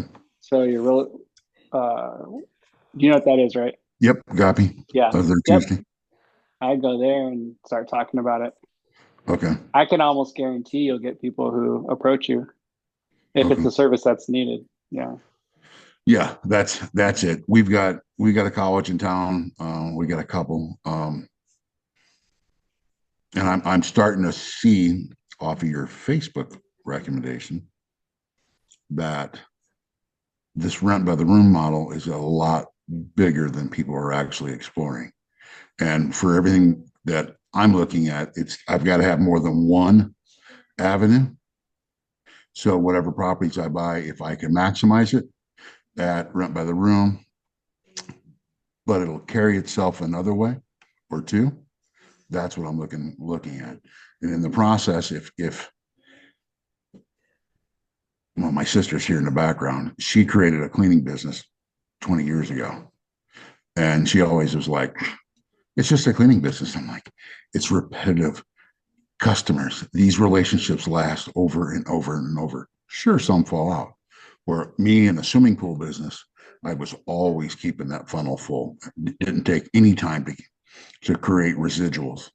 So I'm looking at what repetitive residuals, small, that are profitable because they're small, and you can offer the services at the level and then copy the need in your own business. Simple stuff. If I got a good job, but if I can create another job or create a job for one of the kids, simple stuff. So what would you need for level of services? How often do you guys clean it? Just after people move out, or every 2 weeks, every week? Every 2 weeks and every turnover, every time someone moves out. Absolutely. Okay. And I assume there's painting and other things involved every now and again. Actually, no, that's a good point, Jared. If he did cleaning and they reported back to you when you needed repairs done, and you could also handle the small handyman stuff, that's a lot of value to that, because if you're already there and you could, knock it out for an affordable price, I mean, it's going to cost us more to send a guy there just for that one thing. So that could be a really good match there. Yeah. So like checking for moisture around stools, tubs, under sinks. There you go. Water heaters. Yeah. Yep. Whatever. Just in a normal process of cleaning. And Jared was Army. I was Marine Corps, so we're used to having tight tolerances for cleaning. Yeah. Not anymore. My back deck has been covered with leaves and tree branches for like, I don't know, 2 months. And I'm like, I get around to it. Yeah. Well, but you get requests from members too, like, oh, the faucet, this, or there's a drip here. Well, if you're just going to go clean it, I'll just let you know, hey, check this while you're there. Like, that's awesome. So the other part of that is, as I'm an aircraft mechanic, but identifying what hardware is in the facility, so you know you've got it on board as you go to clean. Your most likely failures, make sure that it's there, so it doesn't cost you the extra time. Right. Yeah. And then, well, it's a billing opportunity, number one, but two, it's a service thing. So, and then you create a partnership as you look for other stuff. Step up. Yeah. So anyway, my ideas. Yeah, Steven, I don't know about you, but I use my handyman when they're on site to change out air filters. I mean, I have a schedule, but if he's close enough within that month, because we have air filters at every house on site, and if he's already there anyway, I just that way I don't have to pay him separate, you know. So in Arizona, you got to swap out the air filters. I swap them out every quarter. I don't know what you do, Steven, but Well, when we get in the summer, you definitely should do it probably every month. every month. So I do. In fact, I only switch out my filters in the winter, maybe once or twice all winter. Oh, And then in the summer, I do it every month. They just get so much dirtier in the summer. huh. Okay. Yeah. I rotate my pest control every month to the next house, the next house, the next house. But now with 4, I think I'm gonna have to, because it stretches it pretty thin, you know. I mean, I don't know, do you pest control every month or? I do not Oh, actually. oh, okay. Yeah, mine's case by case. Oh, Some okay. houses are worse than others. So I save And money where I can. If they don't need it, it's quite yeah, rare, maybe yeah, once a year or, and then I'm there too. So sometimes I'll do it myself. So that's cool. if I'm already going to do something else, I'll just do it at the same time. Hmm.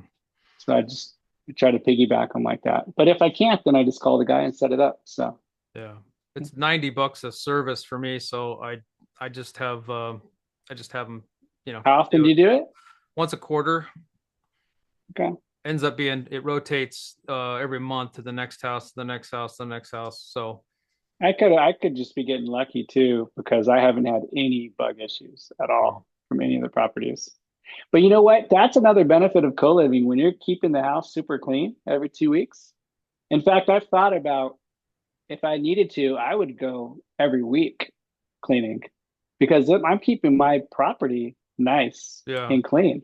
You know, when I you did when that. you do long-term rental and you're not seeing that house for a year or two and you go into it and they're not cleaning their house once a week or once every two Yeah, weeks, yeah.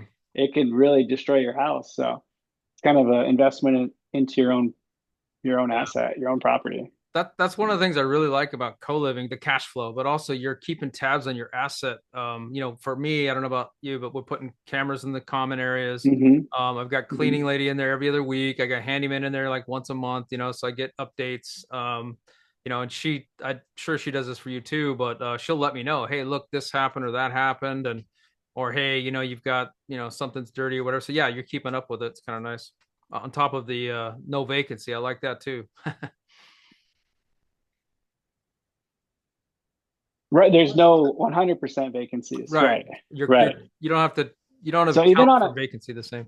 yeah, even on a property where you wasn't maybe a good occupancy month, you're still making a little bit.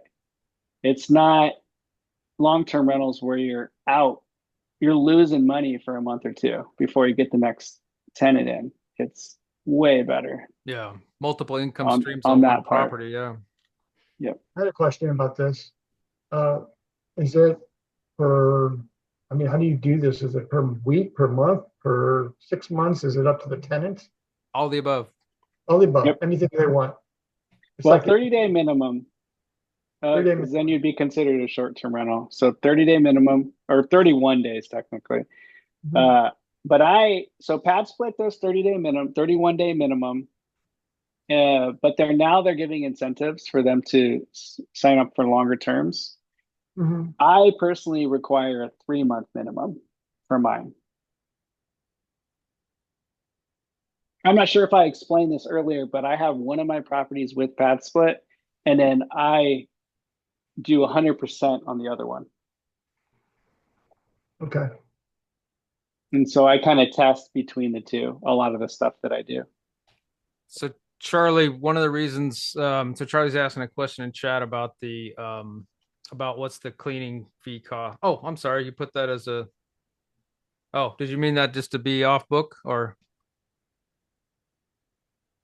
Oh, you're on mute. However you wanted to Oh, answer it. sorry. I just wanted to slide it in there because I didn't get a chance to earlier. Oh yeah, it looks like it's direct to me instead of well anyway, so this isn't a good guideline because I think we're getting a relatively inexpensive, but we're paying about 120 for the common area cleanings, and then it's $20 a flip, but I'm paying her $30 a flip just because I have her go into Pad Split's app and she does all the Kanban, the workbook moving or the work order. She takes it and moves it. If we have a flip, she goes in and handles that for me, so I don't have to actually log in and do anything other than I do change the code, the key code. I do that part right away, and then she does the rest. So I throw in her an extra $10 for that. It's kind of cool.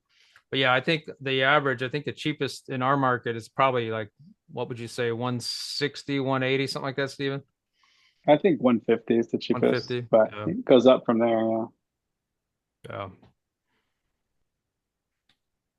But are they just cleaning the common areas, or are they doing the bedrooms too? Just the common areas, but if the members wanted their room cleaned, they can ask her. Okay. But I'm not involved with that, so. Yeah, I've been thinking like Charles is, but either doing scale where I have a bunch of houses in one area, short-term rental, and also glamping, which I want to get into, or starting a business up this way. So that's the same thing. It's all for scale and cost because I can't find cleaners. I've already called like 4 of them. Nobody calls me back. I called like 6 contractors and only 2 called me back. So I didn't get 3 bids. I only got 2. Right. Yeah, bids are tough. Yeah. I don't get bids anymore. You got to be somebody I know, or I'm not talking to you. Awesome. It's honestly it's that simple. Yeah. You get to a certain point in your life in your career, it's like you got to be a referral, or I don't even have my website's down. I haven't dealt with it in 5 years. Nice. So, yeah, I don't want to promote it. Yeah, Jared, you remember our first conversation? Yeah, I was like that too. Just kind of like sometimes you just got to have that introduction to see if they're worth the time and energy it's going to take to see if we're going to do business together or not. How'd I do? Yeah, no. Am I doing good before you, man? You did. Yeah. Steven did not want me. I was like, dude, come on, man. He's like, look, man, I got enough work, blah, blah, blah. So Steven had a big outfit and he sold it and he, scaling down. And here I come. Hey, he's like, I don't want to really deal with anybody. And I'm like, come on, man. So he let me in. And well, one thing that might help. You get a lot of tire kickers, but I know Jim, you deal with that too. Oh, absolutely. And that's the part I hate because I don't have time for that. Yeah. I'm not a tire kicker, that's for sure. No, that's it. I will always help somebody, but I'm only so much time. It's like I'll give you 30 minutes and exactly teach you, whatever. But and after that, I have a family that I want to spend time with, and blah blah blah. So yeah, and like I have a bunch of designers I talk to and I deal with and stuff. They always call me up for questions. I'm like, okay, at some point, questions are great, but you better start giving me some work. Yeah. Because it's not it's not always give. You gotta. Yes, correct. Absolutely. Yeah. So, and Jared, one suggestion to you: send a couple of your contracts that you just signed for the work in your area. So to look in the future for more contractors, so they know, hey, I'm doing some work. So you're not just some frivolous guy. Just say, hey, I just want to introduce myself. Here I am. Here's a project we're in the process of now. I want more resources in this area. Oh, nice. I know you guys are busy. Tip. I like that. That is good. Thank you, man. This will be my 3rd contractor that I'm using on the 4th house. So one of them I bought. That's never good. You want to get to a consistency of one guy. I would like that, or one plus one to be able to help. Yeah, for sure. Well, the first house I was fairly happy with it, but then the second house I didn't get any other bids, just him, and he bid me up 3x. And I was like, what the hell? And did you talk to him about it? I did. Okay. And he kind of danced around it, but I found out through other investors that he had 2 or 3 other big projects going on, so it really wasn't worth it for him to do it. Yeah, and that's ask that question. Yeah. Are yeah. you really, really busy right now? Yeah. Because if you are, then I'll move on. Because I don't want to waste your time. I don't want to waste my time. Yeah. Because that's all it's about is time. Because and honestly, when people call me out of the blue, first thing I say, I'm 6 months out. Whether I am or not, I always say that. Because I don't want a tire kicker. I want somebody that's serious about it. Because most of the projects I'm dealing with, there's time stuff you got to deal with. You got design work you got to do. You got products you have to order, everything else. You're not just jumping into it tomorrow. And if they're trying to get it done tomorrow, why? Right. Yeah, because I'm usually almost always booked out 3 months. That's an almost given. Well, see, I thought I established a pretty good relationship in the first one, right? And then the second one, I didn't get any other bids, thinking, okay, this will work out because he came in on time, on budget. There was some, detail stuff here and there and whatever. But I mean, overall, I was fairly happy. So I didn't get any other bids, just him. And it was the 9th day of my 10-day inspection. And I actually had to kill the contract because I wasn't comfortable moving forward. And then it ended up being a blessing in disguise because we got the same house under contract and got it for 20 grand less. But it worked out, but it was really weird. I remember calling you, Steve, and said, hey man, I want to put another offer in on that same house. And he's like, the one you already had under contract? And he's like, yeah. I was like, yeah. And he's like, well, don't expect a response. But she did, and she took it. Well, because I'm running the idea of starting a couple other construction companies in other places. Like I'm looking at Oklahoma, I'm looking at Gary and stuff like that. And I'm looking at possibly where I manage it. I find the crews to work it, and I just do Zoom stuff and fly out every every month and check on things, make sure people are doing what I want done. Man, I don't know, man. I used an out-of-state contractor, and it was a disaster. Like, well, no, I would have a job foreman. Yeah, that's running around checking everything. We check in every day. Same thing I do here. Yeah, make sure you trust that foreman really well. Oh, exactly. Absolutely. It's the same thing we always talk about. You got to find the right people for the right things. So, but that's just that for what I want to do, because I hear everybody complaining about that, not being able to find people to do the work. These houses don't take long. Yeah, unfortunately, I think it's going to get worse. I think I guarantee it is. We talked about it last week. Yeah, more and more demand and less qualified people to do it. Yep. There you go, Charlie. Start a contract company, man. Well, but here's the thing too. Good. AI is going to change, and VAs and everything else are going to change a lot of those kids' thoughts of what they can and can't do. So hopefully you're going to get another generation that might start getting into the trades because of that. Because not everybody's going to do that, and the dollars are going to start going up big time. Oh, I completely agree with that. Trades are those are the next millionaires, or they're currently the millionaires. Yeah, six-figure trades. Oh yeah. Yeah, they just got to learn. So I did everything from the School of Hard Knocks.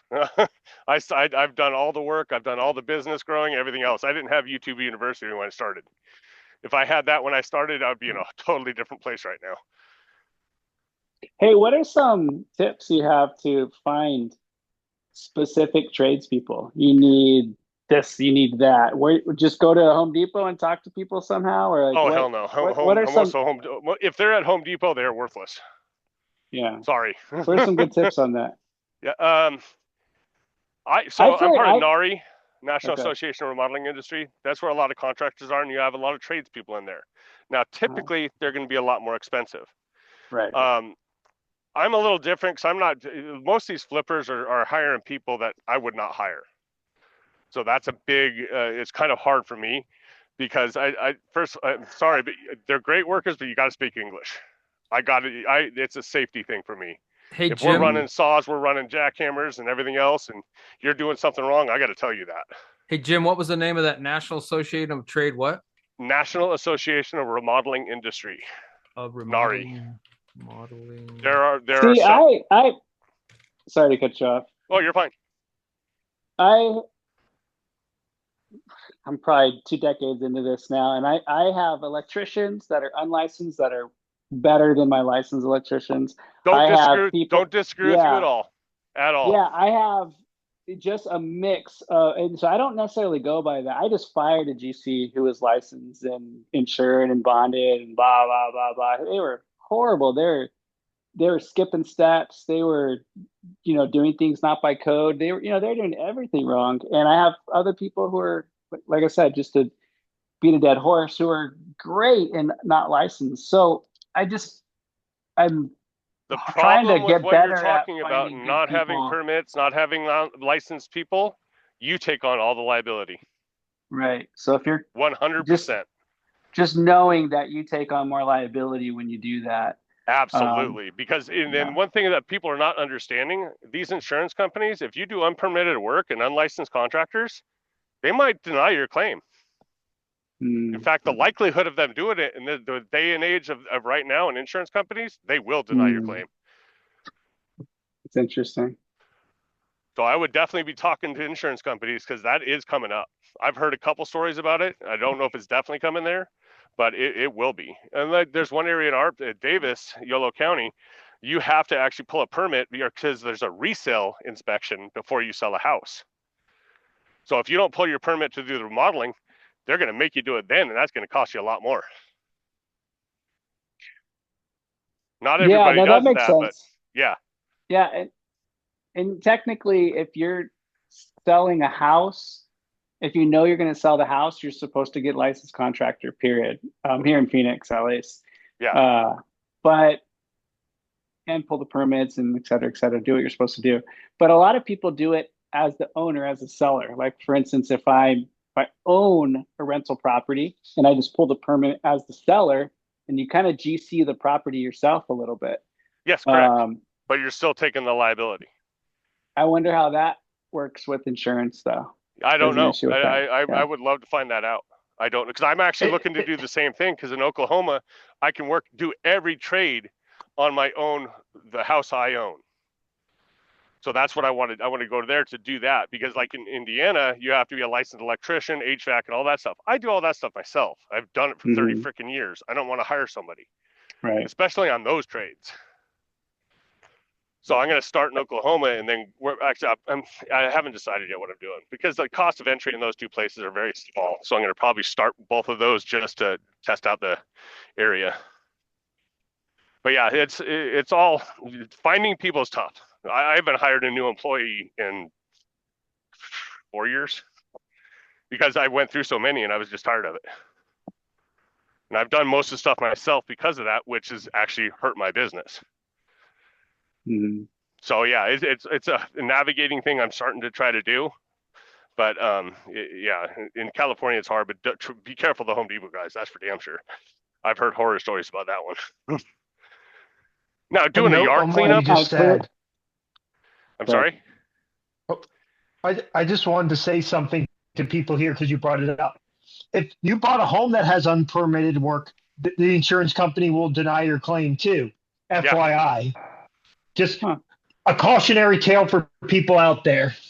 Do you know of anybody that's gotten tagged on that? I feel like it's a little more specific than that. Like, if the unpermitted work is what caused the damage in the house, right? Yeah, but you know how the whole insurance crap works. Everybody and their brothers included in the lawsuit. Yeah. So that's the problem with it. There's a reason why, I made damn sure to pull a permit when I was adding a bedroom, well, turning a washroom into a bedroom. Why? Because if there was a fire or like someone got injured in that bedroom and that wasn't a legal bedroom, the insurance will deny my claim and I'm now wide open to a lawsuit for injury. And well, you have all kinds of ramifications there too. You have tax rolls and everything else. Plus, you're better off permitting that because now you increase the value of the home having another bedroom. Yeah, exactly. Well, yeah, exactly that too. But like, I'm just saying, like, just because it's brought up, be careful with insurance and unpermitted work. Oh, absolutely. But one drawback to adding bedrooms to a house, you got to make sure that septic is okay for it. Well, no, all of my properties so far are on city water and sewer, gotcha. So that's not a problem. Okay.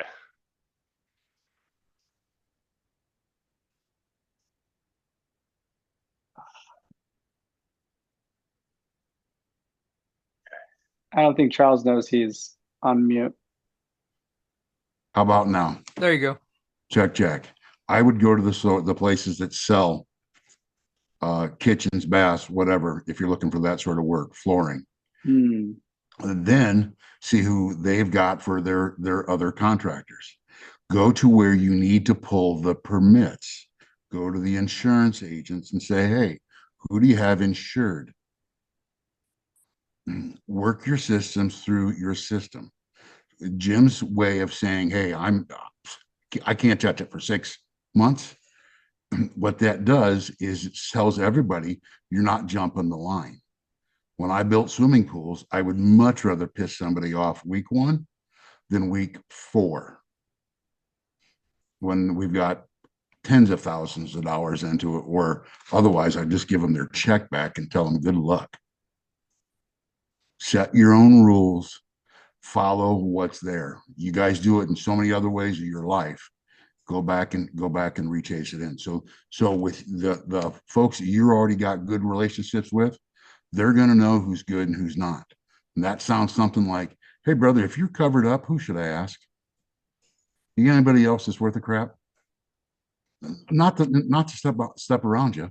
You know, I love doing business with you, but I got a buddy that's covered up too. Everybody's getting behind. I got stuff to do. Just ask.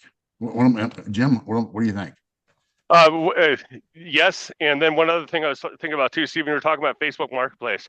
I'm actually going to be having some meetings with a couple people up here where I'm doing the work with some guys that are just talking about themselves on Facebook Marketplace and Instagram and different community groups that are on that. If you just meet somebody, though, what's the best way to know that they know their stuff? You don't. Yeah. I mean, you'll get some ideas if they're coming up in a clunker. I mean, I've got a box van full of tools. There's a certain amount of investment in that. If they're coming up they got to be coming up in a decent vehicle. I always wear painted clothes because I don't want people knowing who I am. So that's how I do it. But just talk to them. You'll get some feeling. And then the biggest thing is start small. Don't give them some big thing. Start with a couple small really things. Good. Yeah. Another real big key. One of the first things I've got a bunch of grand landscape stuff up here. I don't want to deal with that. I could have one of my guys go do it, no problem. I don't want to. So I got to try to get those guys to do that. Because if I can get a team up here alone, I can keep my guys down the hill working on my remodels. I get another team up here doing flips. The best indicators I've seen have been the people that are hyperactive and don't have a lot of time. Yeah. If they're busy and they got a sense of urgency, there's usually a reason why. I like that. Think about how you dealt with Jared. I ain't got time for this, brother. Don't do this. Stephen, what's funny is you're asking me about finding people like that. How do you think I got most of my business when I first started? How? Oh, through real estate agents. Yep. That's how I started. I went through every real estate agent in my town. I printed out flyers. And then 2 years later, I was doing home inspections. Yeah, that's how I started. Was that type of marketing. So, and actually going to Charles' point, going to Charles' point too, if you do have a kitchen or a bath, go to that showroom. No, you're not doing a prime time remodel, but they might have some contacts. Everybody's got skin in that game. Yeah.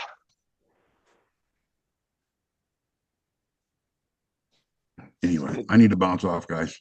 Yeah, same here. All right. See you. See you, Charles. Appreciate it. Thank you. Hey, see you, Stephen. Thanks for popping in, man. Yeah. All right. Well, go ahead and call it, guys. Yeah, I think so.